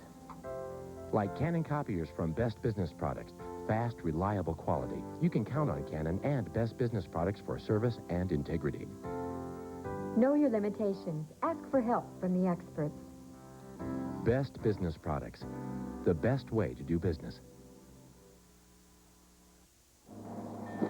Sir, marketing wants to know if you got last quarter's sales figures. Okay. I hate paperwork. I bet you do, too. That's why so many South Dakota businesses carry their health coverage with Blue Cross and Blue Shield. Their no paperwork claim filing saves time and money and helps your employees get the coverage and service they deserve. Sir, the sales figures? Tell them I've got some partial figures here. Blue Cross and Blue Shield, first in coverage for South Dakota. Well, this is a special treat for me today. Not only are we here for this occasion of celebrating the 50th anniversary of the carving of Mount Rushmore and the work of Gutzen Borglum, we have several members of the Borglum family, including Mary Ellis Powers Borglum. Thanks for being with us, and it must be a great day for you. Oh, it's a marvelous day for me. It couldn't be better. I'm sorry my brother and my father are not here. They would have loved every minute of it because they were both showmen. Yes, they were. And they were excited about things like this. And well, I was told I should ask you if you what you thought, because your father was kind of a showman, if he'd have thought much about the flag raising there. Oh, he would have. Oh, that is much better than anything he had. Mm-hmm. Actually, his flag was 67 feet or something like that. Mm-hmm. But it didn't go up with balloons or anything as exciting as that. We hear so many stories about your dad, that he was a pretty tough taskmaster, and I suppose that he had to be, didn't he, to get this job done? Of course. I mean, he was a professionalist, and he demanded it. Because if you look at Rushmore and you see the moat in Lincoln's Eye, if anyone had ground that an inch or two out of line, it would have meant the whole head would have had to be moved back. And my brother followed in his footsteps and was just as hard a taskmaster. Yes, ma'am. Not quite. He was awfully soft bunny rabbit underneath. Well, unfortunately, your dad passed before the mountain as he envisioned it was complete. And your thoughts on how the mountain is today, and should have the job ever been completed as according to his vision? Well, the Borglum family is behind completing the Hall of Records, which was his dream, and he felt that it was important. You have the Sphinx, that no one knew why it was done. And possibly we won't have the same civilization 1,000 or 2,000 years from now, and people will need to be able to find the records of the mountain at the mountain and nowhere else. And we are hoping to do that, and my niece, my brother's daughter. And we want to talk with you in just a moment. I have a couple of other questions, though. Do you feel that perhaps this Hall of Records will get accomplished one day? Yes, we do. The Park Service is behind it now. Dan Wink has been a great help to us.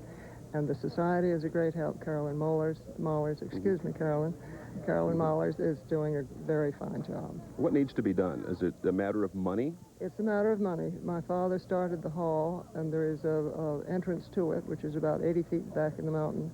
And what we hope to have is the Declaration of Independence, the Emancipation Act, and the Bill of Rights carved into the granite on the inside, along with other things.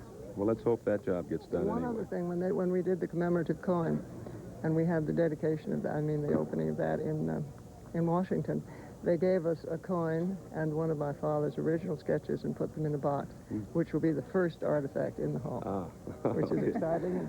And it is a pleasure to also to welcome Robin Borglum Carter. And your home is where? I'm from Corpus Christi, Texas now. And you are the daughter of Lincoln Borglum, who spent a lot of time up here, too. Many years. What can you tell me about your dad and his feelings about this place? Well, as I've heard him say many times as he's crawled up over every inch of that mountain, he never came up here without getting a lump in his throat. And it meant a great deal to him for everything that it stood for and for the work with his father. And I just wish he could have been here today to see this. It would have been wonderful. What do you feel about the completion of the mountain? Is it done now, and that's fine with everybody in the Borglum family? Oh, I think everything on the heads has been done that will ever be done. We realize that, but we would really like to see the Hall of Records finished. It should have been done. My father wanted it for 50 years or almost that, and worked on it, and we really hope it's going to get accomplished this time, and we think that it will. The Preservation Fund is doing a wonderful job of raising money, and they have a lot of other projects in mind, and we just want to make sure some of that money gets saved back for the hall. Gutzon Borglum, as we mentioned, died before the final head was complete, and your dad had the responsibility of finishing that. Did Gutzon Borglum leave enough instructions behind? Was your dad ever worried about not doing things according to his father's wishes? I don't think so. He knew enough of what his father wanted, and I think there were some instructions, but he knew enough of what he wanted. And he was charged by the Society and the National Park Service with finishing it. Now, there are other members of the family here. If we can get a shot, could you perhaps introduce them for us? My nephew, James Borglum, my brother's son, and Laurie, and Glenn, and Shannon Carter, and Lou Carter, and Des Powers, my son, from my recent marriage. Well, I hope that you have enjoyed this day as much as we have, and I know it had a special meaning for you. And thanks for taking some time to talk with us. We've enjoyed talking. Thank you. We'll be right back. Stay with us.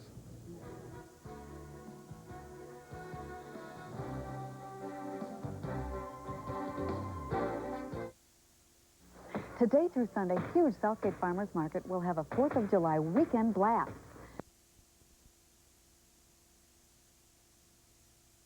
I'm here with Barbara McTurk from the Denver Mint. Thanks for joining us to talk about the Rushmore commemorative coin.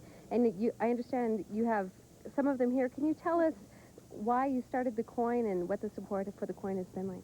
Yes, it was started by an act of Congress, and it has to date raised $5 million. $5 million. Tell us how that was done. Well, it was through surcharges, and we sold to 370,000 people, a total of 1.5 million coins. And through that, through the surcharges of $5 million, we presented a check today for that much. Oh, that is wonderful. And the money goes where? It goes to the Mount Rushmore Society for the restoration project. Okay. Why do you think so many people find this a worthy cause? I think it's probably because the fact that it is a shrine of democracy, and I think that in this world that we have today, people really want to make sure that they keep this restored, and so I think that's why there's as many as there is. Okay. Do you think there's more patriotism today and that has helped? I think absolutely. In fact, we've had good sales all over the world on this coin. Barbara, you were a part of the ceremony today. Tell us your feelings. It was extreme. It's hard to put in words. You just can't. I think I had goosebumps from the time that it started till the time that it ended. Okay, and the money that you presented today? Absolutely. We presented the Mount Rushmore Society with a check for $5 million, and we hope to present a lot more if people will just purchase these coins. So hopefully today will generate some more sales and some more money for the preservation of Mount Rushmore? Absolutely. Our goal is 2 million coins, which would equate to around $6 million. Okay. And how can people get these coins if they're interested? Very easily. Just pick up the phone and call 1-800-545-111. Why are people around the world buying these coins? I think, again, because of the idea of democracy and the fact that this really represents that. Okay. And again, why are you supporting Mount Rushmore? There are so many things in our country that are so patriotic. In our situation, the Mint produces the coins that Congress asked us to produce, and this was one of them. This was a bill that was presented. Okay, Barbara Maturk, thank you very much for being with us, and we'll be back with more of the early news live from Mount Rushmore. Stay with us.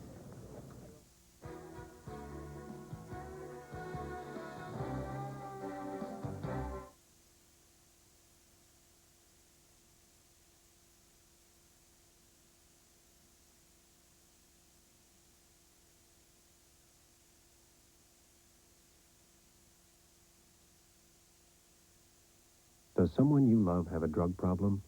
Then call Parkside for a free consultation. The healing begins the moment you call Parkside.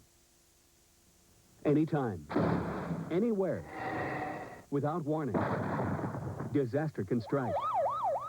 In an instant, your home, farm, or automobile can be destroyed. Years of hard work lost. Putting the pieces back together isn't easy, especially if your insurance proves inadequate. Millbank Insurance offers the finest financial protection that gives you peace of mind. Find your current policy and see if it measures up to Millbank's total protection. Call your independent agent for a free policy review. Millbank Insurance, insuring your future today. ABC Seamless is the area's only factory on wheels. ABC is the only seamless siding on the market. Seamless steel siding is available in a variety of styles and colors. And ABC Seamless Siding carries a lifetime transferable warranty. Never paint your house again. Get the siding without the quacks. Call ABC Seamless for a free estimate. We're #1 in the siding business.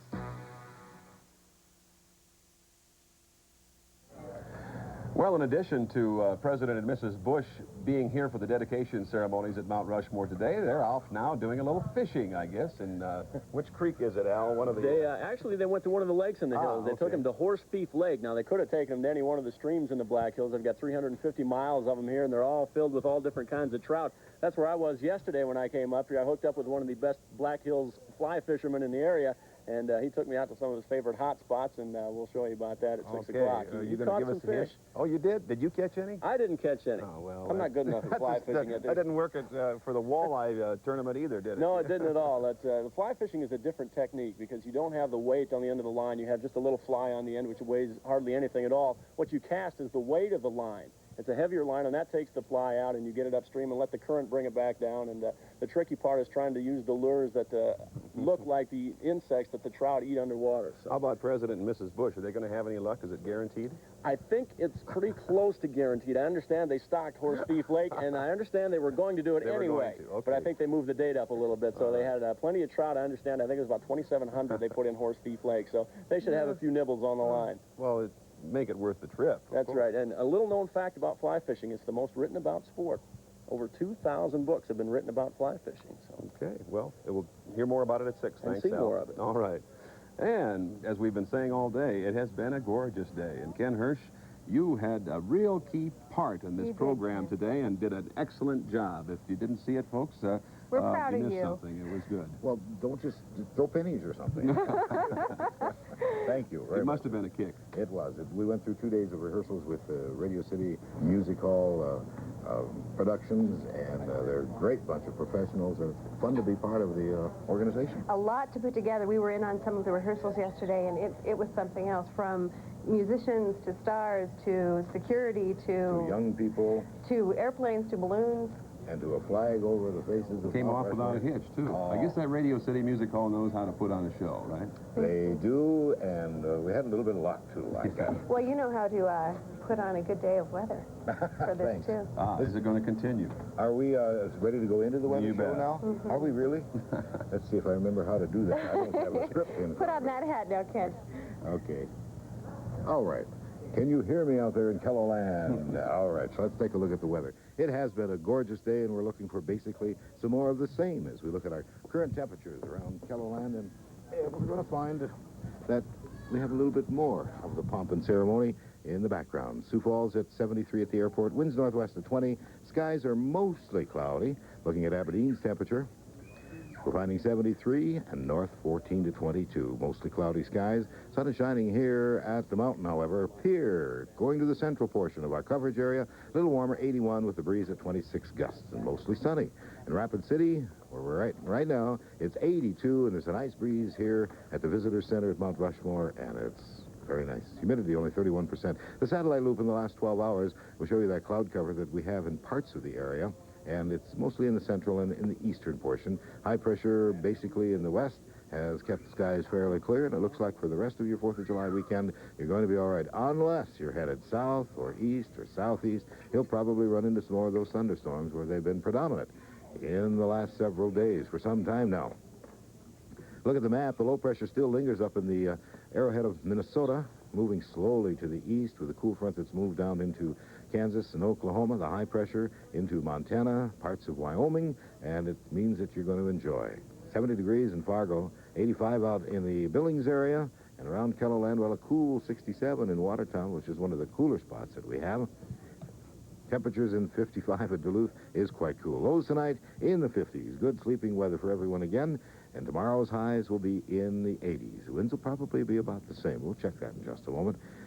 Precipitation possibilities, mostly in the east, but a very slight chance, 10 and 20%, or perhaps 90 or 80% of not having one. A little less for tomorrow, with only a 10% chance up in the northeast. It's good for the picnics. It's good for whatever you have for the weekend, if you have tomorrow off, that is, the 4th of July, and I'm sure you do. Taking a look at our forecast on the board. Isolated showers in the east, clouds slowly breaking up, and where there is some cloud cover, clear skies in the west. Lows tonight, as we told you earlier, basically in the 50s, 53 to 57 degrees.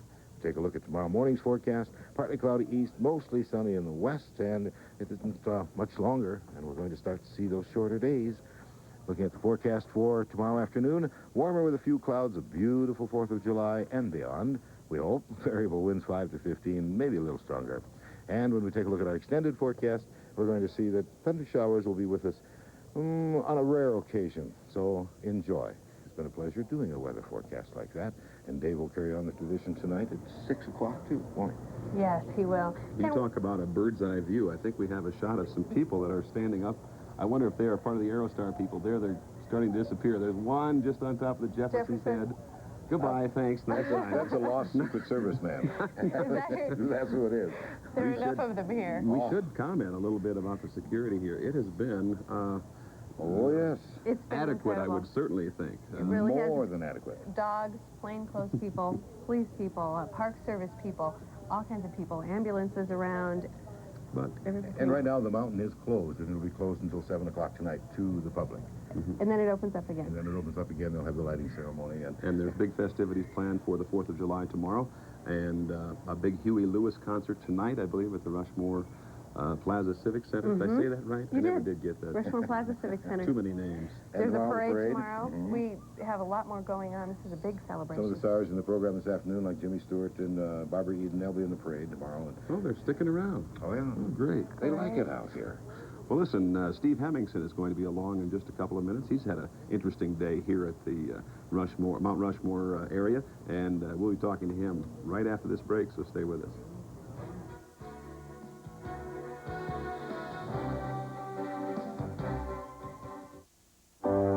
Help preserve the vision of Mount Rushmore on its golden anniversary with Black Hills commemorative anniversary jewelry. Licensed exclusively by the Mount Rushmore Preservation Fund. Each collector item's exquisitely handcrafted by Mount Rushmore Jewelry, genuine Black Hills gold and silver.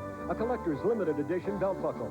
Anniversary bolo tie or pendants, earrings, rings, and coin holders, exclusively licensed for Mount Rushmore's 50th anniversary. Call toll-free now for a free catalog or information on the outlet nearest you. The best way to do business? Honesty. Always be straight up and completely truthful. Efficiency. Know what you need and know your sources. Best way? Any job is easier if you have the right tools. Like the Canon plain paper and laser fax machines from Best Business Products, providing you with the right Canon fax for your business, honestly, efficiently. Do business with reliable people you can trust. Best Business Products, the best way to do business. Here at Carl's, we're proud to be able to help bring you this live broadcast from Mount Rushmore. I'm Al McCarl, and we're proud to have been able to be your servicing dealer for TV, audio, and appliances this past 35 years. This July, I invite you to shop our stores for specials, such as this RCA camcorder that will let you tape your own special events. Whether you select a full-size unit or the 8mm size, you can be assured of the lowest price backed by our own quality service. So enjoy the holiday and then shop the superstores with service in South Dakota, Carl's TV, audio, and appliances. Well, welcome back here to Mount Rushmore live on the early news. And Steve Hemmingson is joining us to tell us a little bit about what's coming up at 6 o'clock. Steve, you've had an interesting day. It's been a fun day. I know you had to cut your vacation short to come here, but a lot of people come to vacation. Not much of a sacrifice. I spent the day where I so often spend them in the cheap seats. I went in where, you know, they had a couple of hundred in the amphitheater. They had a couple of thousand in the trees. A lot of them didn't know that's where their seats were when they won their lottery to get these tickets. There are no seats unless you find a rock. But we'll talk with some of those people at 6. We found some interesting people among the trees. It wasn't hard to do when you got a couple thousand of them. You raised a point that we should mention again. We're talking so much about this raising of the flag with the helium balloon behind the mountain faces. They're going to do it again? That's what I understand, that they're going to close out the CBS morning show. It slips my mind. We don't get up that early. Mount Rushmore on the mind around here. But just before 9 o'clock Central Time, I understand if the conditions are right, they're going to try to raise the flag over the presidential heads one more time. Well, we've talked a lot, and it was interesting to have the Borglum family here and talking so much about the history of the mountain and the man behind most of the carving. You kind of grew up in rural Minnesota. Did you, as a youngster, get a chance to come here to Mount Rushmore as a child? No, I never did. It was sort of a myth. I knew more about it when I got here than having never seen it. You know, World War II kind of brought... They finished it in October, and then in December there was this attack on Pearl Harbor, and Mount Rushmore became a real secondary thing as far as ceremony was concerned for the next 4 years or so. Well, we've talked about this ceremony all day, and many people, of course, didn't get a chance to see it. Apparently, they can get a copy. Is that correct? That's, we've put together a deal for people, so to speak, here. Copies of the Mount Rushmore dedication ceremony will be provided to our viewers, but there are some stipulations. The viewer has to provide his own videotape. The cost will be $10 if the tape is brought to the office and then picked up by the viewer, saving us handling charges. It'll be $12.50 if we go through the mail. Now, after out-of-pocket expenses have been met, that is our expenses in doing all the dubbing, the proceeds from that will be donated to Mount Rushmore toward the $40 million target of rehabilitating, I guess. I don't know if you have to rehabilitate granite, really. I guess it's just a matter of preservation more than rehabilitation. I don't know if Phil can get a shot of the faces once more. There are a couple of things that perhaps you didn't notice if you've been here in the past, unless you've taken the guided tour, which they provide here. But if you can get a shot, Mike, of Lincoln, and just below Lincoln's beard, I hope it shows up. This is one thing that I discovered. Oh, there's someone standing up there, too, again. But just below Lincoln's beard is, it looks like a series of steps. And actually, that is part of Lincoln's hand that was never completed. And, of course, much of the mountain wasn't completed as Gutzon Borglum envisioned, but that's one thing that I found rather interesting, to find that new hand up there suddenly appear after you've seen this so many times. There are other reports when the light is just right over on Washington's lapel. Some say that's a Native American's nose, and the rest of the mountain is the head, which I think is kind of fascinating. And Mrs. Lincoln Borgham's daughter, who we talked to earlier, said that, yes, indeed, her father had seen some of those pictures, too, when the sun was just right, and it shocked him to see this face of an Indian on Mount Rushmore. But people have been seeing faces up there, I guess, in the rocks forever. Actually, the original plan was much more ambitious than what we see here. He wanted to sculpt them to the waist, and there was to be a hall of records and all sorts of things that had just never come about. So I guess we're now with this $40 million deal, we're into the maintenance phase and not so much into the construction phase. Well, thanks, Steve, for being with us now, and we'll look forward to your report and, of course, anchoring the 6 o'clock in just a little while. We'll meet one guy at 6, in fact, who has seen only half the picture more than once here. Okay, sounds good. Stay with us for that. Ken, one more time. Everybody's concerned about their 4th of July weather, and sounds like it couldn't be better. I wouldn't worry about it a bit. I would say just go out and enjoy the 4th of July. Hopefully you've got a 3 or 4 day weekend coming up.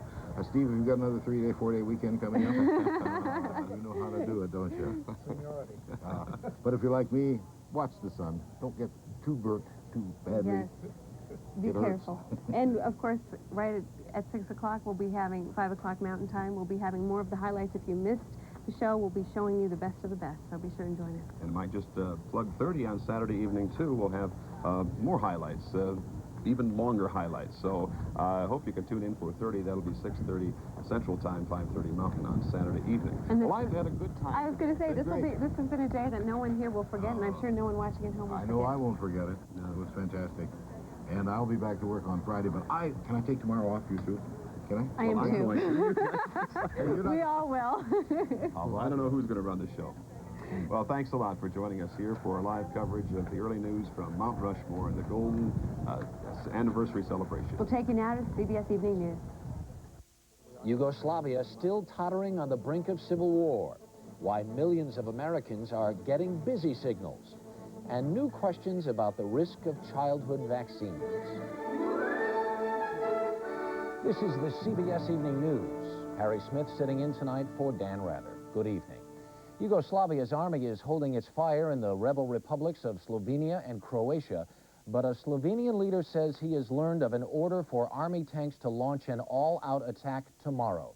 The United States, European nations, and many Yugoslavs are pleading for a peaceful solution. Correspondent Martha Teichner is in Yugoslavia. By daylight, hundreds of Yugoslav army tanks had closed in on Slovenia and Croatia from 3 directions. Mountain Time this evening, so we've pretty much got the place to ourselves. But earlier today, wow, what a celebration. Well, we had a bunch of invited tourists, and now they've cleared out, and they're just us and a few cameramen. It's really kind of nice, isn't it? The lone opportunity to do something like this. Well, it may have come 50 years late, but it truly was a dedication worthy of the tremendous feat of building Mount Rushmore. About 3,000 people packed the amphitheater at the base of the monument. Millions more watched on television as celebrities and dignitaries all gathered to pay tribute to this monument. Among them, President George Bush, whose keynote address was the highlight of the afternoon. We salute, too, the 4 men whose faces appear on the monument.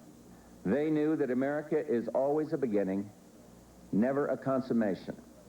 Washington, Jefferson, Lincoln, and Roosevelt all surmounted old barriers and opened up new frontiers. They broadened our nation and they strengthened its foundations. The president even used his address to put in a plug for his Supreme Court nominee, Clarence Thomas, saying his climb up the ladder of success could only happen in America.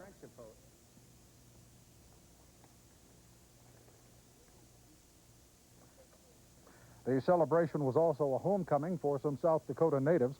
NBC anchorman Tom Brokaw addressed the crowd, saying the monument represents the foundations and ideas which built this country. Here we come, often from great distances, to be reminded of what it is to be an American. To pay homage to these men who, at critical times in our history, showed us all the way through word and deed. And what better place to permanently mark and honor their contributions than the Black Hills of South Dakota. A number of national celebrities were also on hand today to help in the celebration. Among them, Barry Bostwick, Billy D. Williams, Barbara Eden, and Jimmy Stewart, each of them reading the words of the presidents on the face of the mountain. Jimmy Stewart read a tribute to Abraham Lincoln. He believed in us, in thought, words, and deed. Through our darkest days, he trusted that we, the people, would find the way. The dedication also featured flyovers from the Ellsworth Air Force Base, along with music from a number of bands and choruses, and a giant flag over the monument.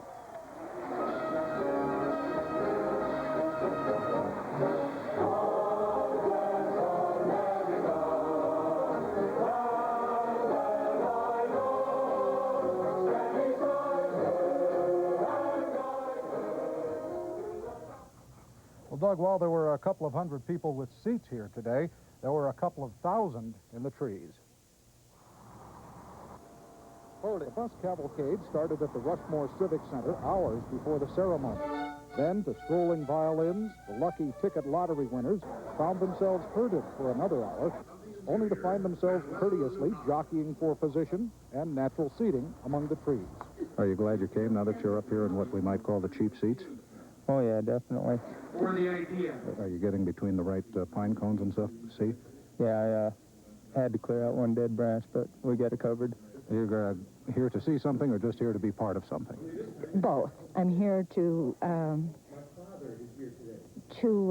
be with some friends that worked on Mount Rushmore, and just to be part of a great country. We have a pretty good view looking through here, and it's cool, a nice day, a beautiful day for South Dakota and the whole country. For some, like Hugh Riker, this isn't the first time he's seen only half of the picture here at Mount Rushmore. I was about 15 years old, and I saw it in 1935 when there were two faces up here. Viewed it from the rear end of right in the back of an old international truck. So this isn't so bad then? No, no. Well, Doug, we talked to a lot of people in the trees who didn't know that's what they were buying into, but there was a lot of ducking and a lot of courtesy camera snapping, and it all went all right. And the only hazard was leaning against the trees. There's a lot of sap, I found. Well, you were mentioning that you probably had the coolest seat in the house. Well, they were really, if you didn't mind bobbing and weaving among the pines, it wasn't bad at all. Well, for those of us who weren't around 50 years ago, it's hard to imagine this mountain behind me without the faces on it, making it almost easy to overlook all the years of work that went into carving it. That's why KELOLAND's Dave Hahn brings us this visit with two of the men who actually worked on the mountain.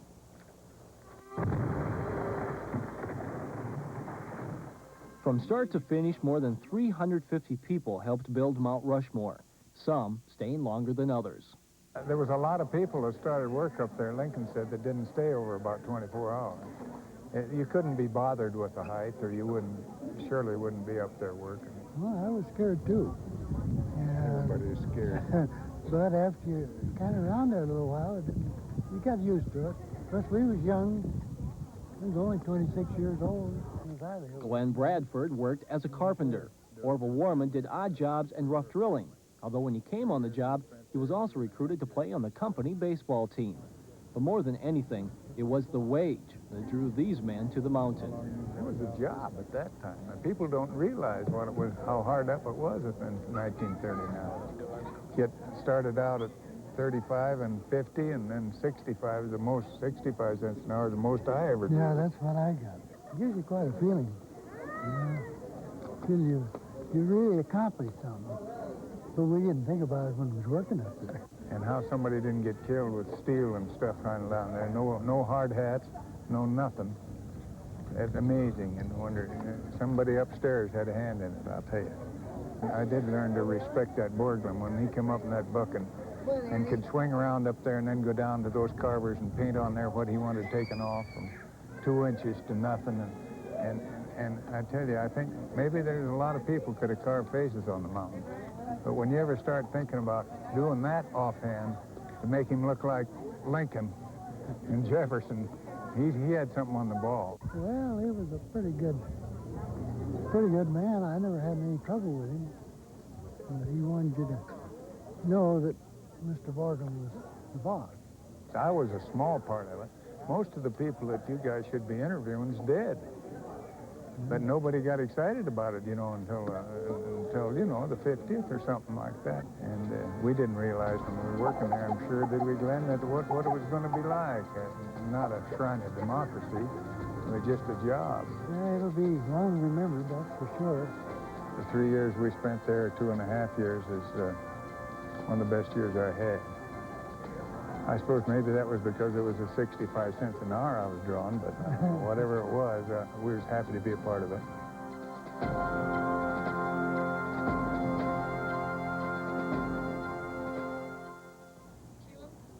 Like so many great American achievements, modest beginnings. Indeed, and I had a chance to visit today with Mary Ellis Powers, who is the daughter of Gustav Borglum, and very involved in completing the Hall of Records that you don't see, that's behind the faces, and they have really dedicated their lives to completing her father's work. Well, it took dedication to start it, and I imagine it'll take dedication to complete it. We'll have more coverage live from Mount Rushmore when we come back. Stay with us.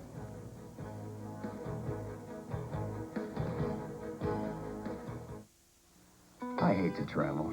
I always sit next to the guy who wants to talk to me the whole way. I mean, eventually he starts forming words. I forgot to give you my card. I thought maybe if I made better use of my time, I wouldn't have to travel so much. So I got some help from US West. I got the pager, cellular phone, which I could use right now if I hadn't locked my keys in the car. So I used the yellow pages to call a locksmith from a payphone, probably trying to call me back right now. Lucky for me, I have US West voice messaging in the car. The fax is a big help, too. It saves me a lot of trips. If I could just squeeze my body into this machine, I could fax myself around the world.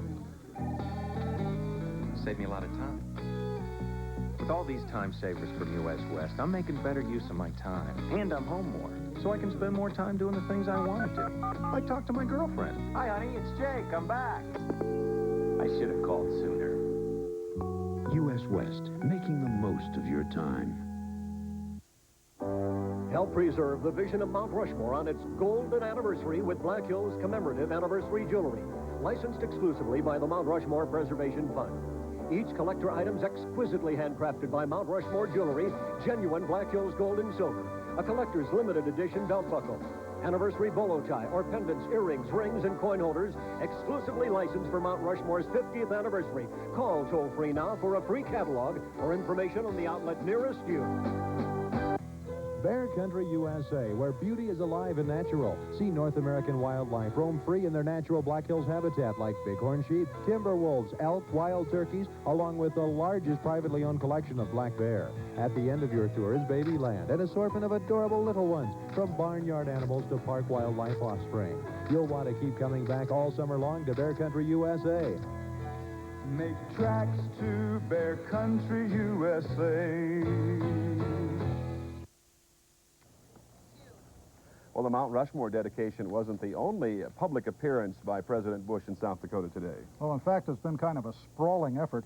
Air Force One touched down at Ellsworth Air Force Base, where hundreds of troops and their families cheered the President and Mrs. Bush as they arrived for the Black Hills dedication. The official greeting party included members of Ski for Light, a South Dakota-based program that takes visually and physically disabled people skiing in the Black Hills each winter. Ski for Light has been named one of the President's Points of Light, recognizing volunteer efforts throughout the nation. Well, at the finale of today's ceremony, a 120-foot U.S. flag rose above Mount Rushmore, courtesy of Sioux Falls Aerostar Company. The balloon manufacturer was commissioned by Radio City Music Hall to make the world's largest attempt at a flag raising. But the difficult part of it was the logistics of the area. Being in back of Mount Rushmore in the Hollow Records Canyon, it's a very remote area and a very difficult area to get equipment and helium up into. 6 crates, each weighing 600 pounds each, was airlifted up there. It took 8 people to operate 7 winches to raise the 120-foot by 12-foot helium cylinder that unfurled the bag. And, Steve, I guess it was a one-shot deal, too. Yeah, we said it in the early news at 5 that they were going to do it again on the CBS Morning News. Apparently, they had more damage. We were accurate at the moment. Yeah, the flag got a little ripped, I guess. I so guess. they Well, can't it do was it a good again. try. It really worked. It looked natural. It sure did. For almost slow motion unfurling up there. Coming up next, sports from the Black Hills. Fly fishing, spearfish style. Al Bahi joins us next.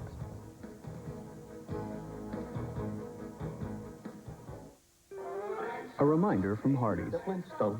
They're a modern Stone Age family. It's the Flintstones' 30th anniversary. So Hardee's is offering commemorative glasses from the 4 most popular episodes for 99 cents when you buy any beverage. With the family down the street, through the courtesy of French New Feast. Come to Hardee's for a Flintstone glass.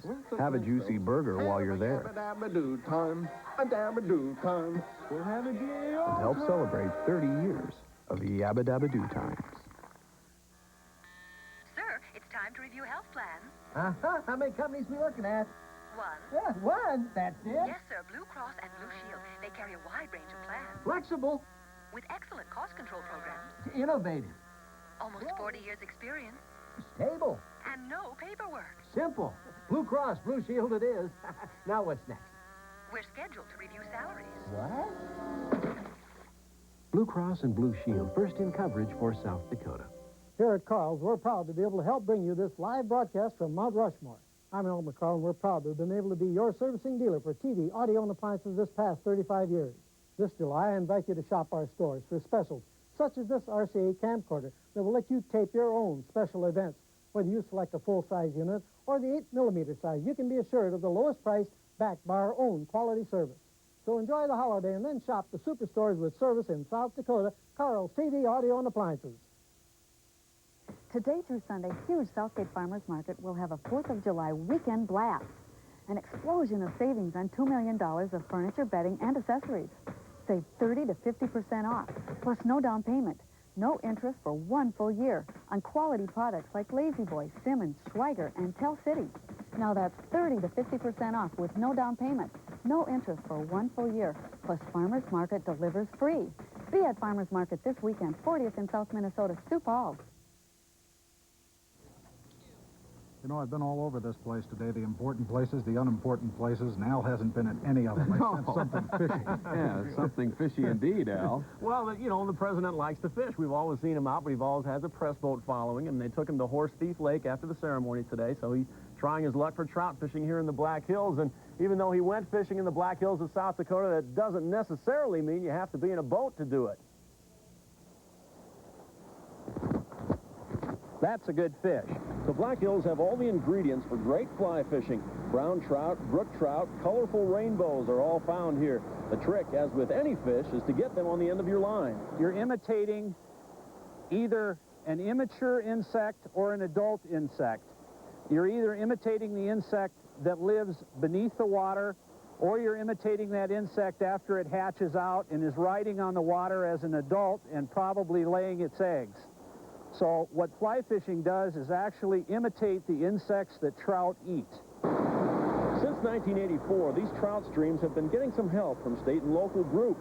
Several stream improvement projects have provided better habitat to encourage natural reproduction. Those of us who fish for trout a lot would much rather fish for wild trout than a tame trout.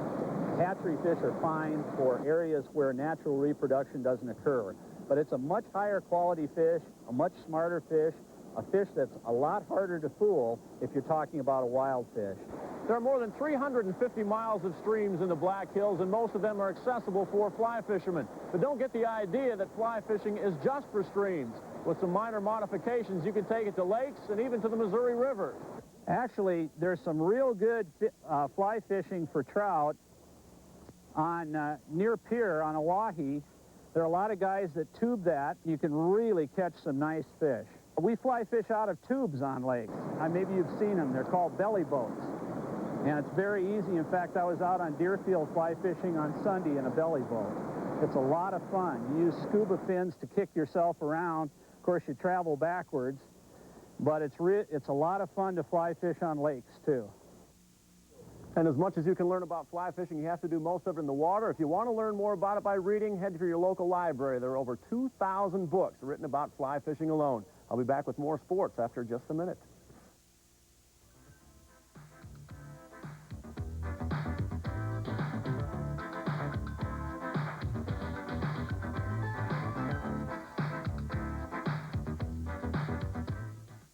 Frying pan means good food. I like to go to a frying pan, and Mom and Dad love frying pan because kids eat for just 99 cents all year round. For supper, I get fried chicken or kids spaghetti for just 99 cents. Lunch is great at frying pan. Grilled cheese or a hamburger for just 99 cents. Your kids will love frying pan too, and we eat for just 99 cents all year round. Only at Frying Pan, Yankton and Brookings, and 3 Sioux Falls locations. For nearly 100 years, Millbank Insurance has grown, changed. But their commitment to providing security for you and your family continues. As one of South Dakota's largest insurers, Millbank Insurance is stable, secure, and committed to providing the best in personal and farm products at competitive premiums. Committed to South Dakota yesterday, today, and especially tomorrow. Millbank Insurance. See your independent agent today.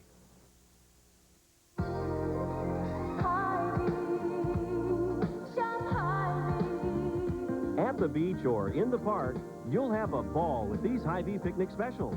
Hy-Vee charcoal, $1.88. Hy-Vee hamburger and hot dog buns, 38 cents. Hy-Vee sliced bacon, $1.19 a pound. And Citrus Hill orange juice, $1.39. Get low prices all day, every day at Hy-Vee. And low prices.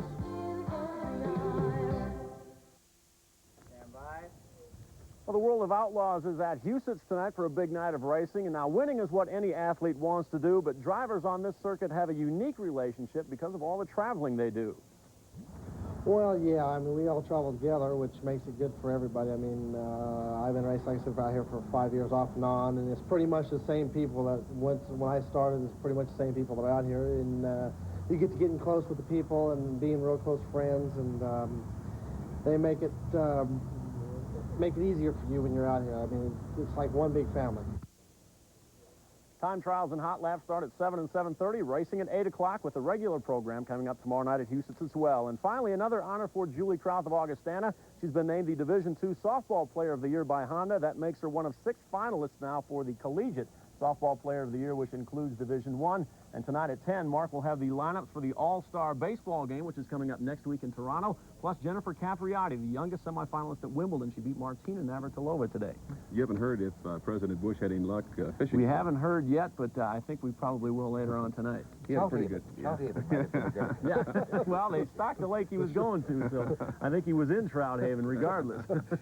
I guess our natural lead into the weather would be, well, we made it through today. What about the official for it? Hey, listen, it's just going to get better and better. Now that we've gotten June out of our system, July is coming in gangbusters, and we're going to hover around 80 degrees day after day after day. It just can't be any nicer than this. Let's take a look at our 6 o'clock postcard.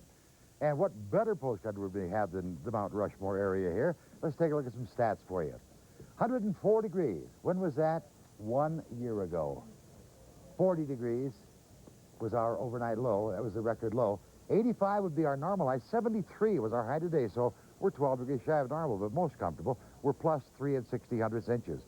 At 6 o'clock, Sioux Falls temperature 73, northwest winds at 17. Skies are cloudy, 59% humidity. We'll swing to Aberdeen, where the temperature at 6 o'clock is 73, north winds at 13, and partly sunny. And for Rapid City here, we find 82 degrees, northwest winds 18 to 26. They really cracked that American flag up there. Mostly sunny skies with the humidity, 31%. It is beautiful. It's one of those very unusual days where we have a whole national monument to ourselves. I was thinking there could be less traffic here right now. This is probably the slowest day they'll have all season because only 3,500 people were allowed here. Yesterday, 25,000. Tomorrow, they're anticipating up to 40,000 tourists here at Mount Rushmore. All right, let's look at our satellite, see what kind of shots they have going to work now. We see cloud cover over much of the nation building up into the common clouds, which of course follow the big lows as they progress across the east. Look at the thunderstorms running all the way from the Ohio Valley down to the Gulf Coast, but we get underneath them to see that big H, high pressure, the dome coming in to take over solidly in the upper Midwest. Okay, 73 degrees in Sioux Falls, 84 in Denver. Skip out to Las Vegas, 111, but look up at Eureka or Redmond, Oregon at 110. 82 degrees in Rapid City right now, 81 in Pierre, 78 in Chamberlain. Now we start getting into that cloud cover. Watertown's at 69, it's 73 in Sioux Falls, and 69 degrees in Worthington. Tonight's possibility for precip, 10% or less, and that's restricted to the east, and 50s, and 60s. So all of us will be in the 50s. Hey, another night where's the freebie for your air conditioner. Tomorrow's highs, 80s and 70s. We get far enough east, but we're in very, very comfortable condition. You watch a message or two, then we'll talk about your forecast. It'll be a good one, I promise. If you want to solve your drinking problem, then call Parkside for a free consultation. The healing begins the moment you call Parkside. On the next MASH. I cannot believe that I allowed you to risk my money on a bunch of grown men named Nuke, Duke, and Pee-wee. Charles and Klinger become baseball bookies. Freeze, weasel. And everyone's caught up in pennant fever. Kill the ump! Coming up there with his best. God rest his soul. The stakes are high on MASH. If I wind up in debt, you're gonna wind up in traction. Tonight at 6:30 after Kelloland News. Here at Terry Schulte Chevrolet, we're stacking them deep and selling them cheap. Get a 76 Ford F-150 4x4 for $1988. An 84 Audi 4000 GT, $2988. An 88 Chevy van for $3988. An 87 Mazda 626, $3988. Or an 86 Old Sierra, just $4288. We stack them deep and sell them cheap. Only at your #1 volume discount dealer, Terry Schulte Chevrolet, Jeep, Subaru, Geo, Mitsubishi. Watch the South Dakota Lotto America drawings on Kelloland TV. Tune in tonight at 9:59 and you can see the Lotto America drawings live. Tonight on Kelloland TV. I'll remind all of you, we thank very much for the use of our Mount Rushmore Park here, and we're going to give it back to the public at 7 o'clock in about an hour and a half as they open the gates. I'll tell you, there are going to be 5,000 cars from Keystone working their way up here to get the evening show. Let's take a look at the forecast now. Here we go. Isolated showers in the east, the clouds slowly breaking up. Clear skies here in the west, low temperature in the 50s, nice and sleepable. In the morning, you'll find partly cloudy in the east, mostly sunny here in the west. Sunrise at 5:51 as the days get a little bit shorter. And by afternoon, here we go again. A few clouds, a beautiful 4th of July, light and variable winds, a couple of degrees either side of 80. And that's the 5-day forecast. A couple of degrees either side of 80 right up through the weekend. Enjoy it. Thanks for great weather for the 4th and beyond. And here's how our holiday campground numbers are shaping up.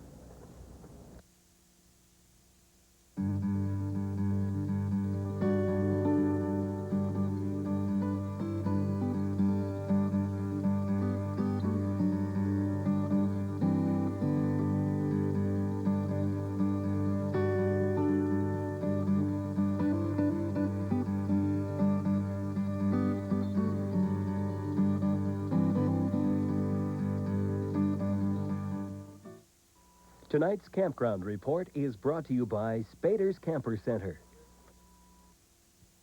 Over the past 30 years, the name Winnebago has become synonymous with quality RVs. And Spader's Camper Center has become synonymous with quality RV sales and service. Spader's and Winnebago combine to offer you the widest selection of models. From micro minis to the stylish Landon, Spader's guarantees you'll find a Winnebago equipped to meet all your motorhome needs and your budget. Stop by Spader's Camper Center, I-90 in North Cliff, Sioux Falls, and see the new Winnebagos. They're unbeatable. You wanted it, you got it. The big deal. 2.9% financing for 48 months on the all-new Ford Escort. Escort, Ford's leader in customer satisfaction, roominess, and repeat buyers. No wonder it's the #1 selling small car in America. And now it's #1 in value. That's right. Ford Escort with 2.9% financing for 48 months. You wanted it, you got it. The big deal. Now through July 30th at your Ford dealer. Water bedroom. Tough to beat. No payments.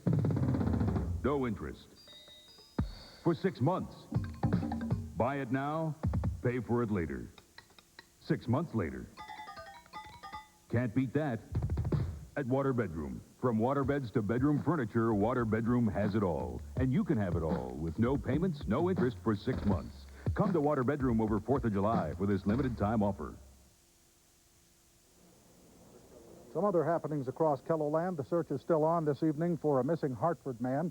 Ed LaRue was last seen leaving his rural Hartford home around 3 yesterday morning. No trace so far. The 740th is back home tonight despite a few delays. South Dakota's last Guard and Reserve unit made its way back to Aberdeen and Watertown early this evening. We'll have pictures and reactions from the returning troops tonight at 10. Well, speaking of pictures, they are taken by the thousands here at Mount Rushmore, and earlier today, just about everybody came armed with a camera, and Jessica Armstrong is with us now to tell us about some of the attempts made to take the pictures today. Jessica? That's right, Doug. It's kind of an unwritten rule. With tourists come cameras, and there were lots of them here today. They come armed with Nikons, with Kodaks, et cetera, all in quest of the same thing. You want to get in there, Joe? I want all smiles. Got it. Thousands of people got it today, that elusive, perfect picture. Actually, I like the side view more because you get more of an angle. Picture-taking methods vary as much as the cameras used to take them. Most stand, some squat, and others can't seem to decide which position to be in. Well, I think it looks good, you know, while you're taking the picture. Makes you look professional, even if you aren't. The best way to get a good one is take about 100 of them from different angles, and you're bound to get one good one. Everyone looks for something different in these pictures, a family portrait, or their own version of the head. No, you have to be next to me, like he is.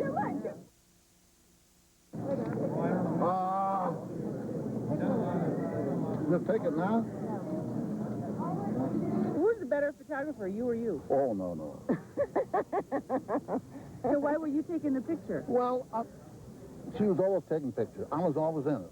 How about some moving pictures of the granite monument? It's the 90s, after all. One thing always shows up in photos like these. There are smiling faces under those faces of stone. And so many video cameras, too. Oh, tons of them now, not just the old basic. And we have to thank a lot of people running our professional cameras and our directors. And before we go any farther, we'll forget somebody. But we have quite a crew out here today. We sure do. It isn't just four faces, believe me. Indeed. Beautiful. And tonight at 10, you know, Mount Rushmore over the years has had its skeptics. We'll hear about that tonight at 10. Good night. Good night.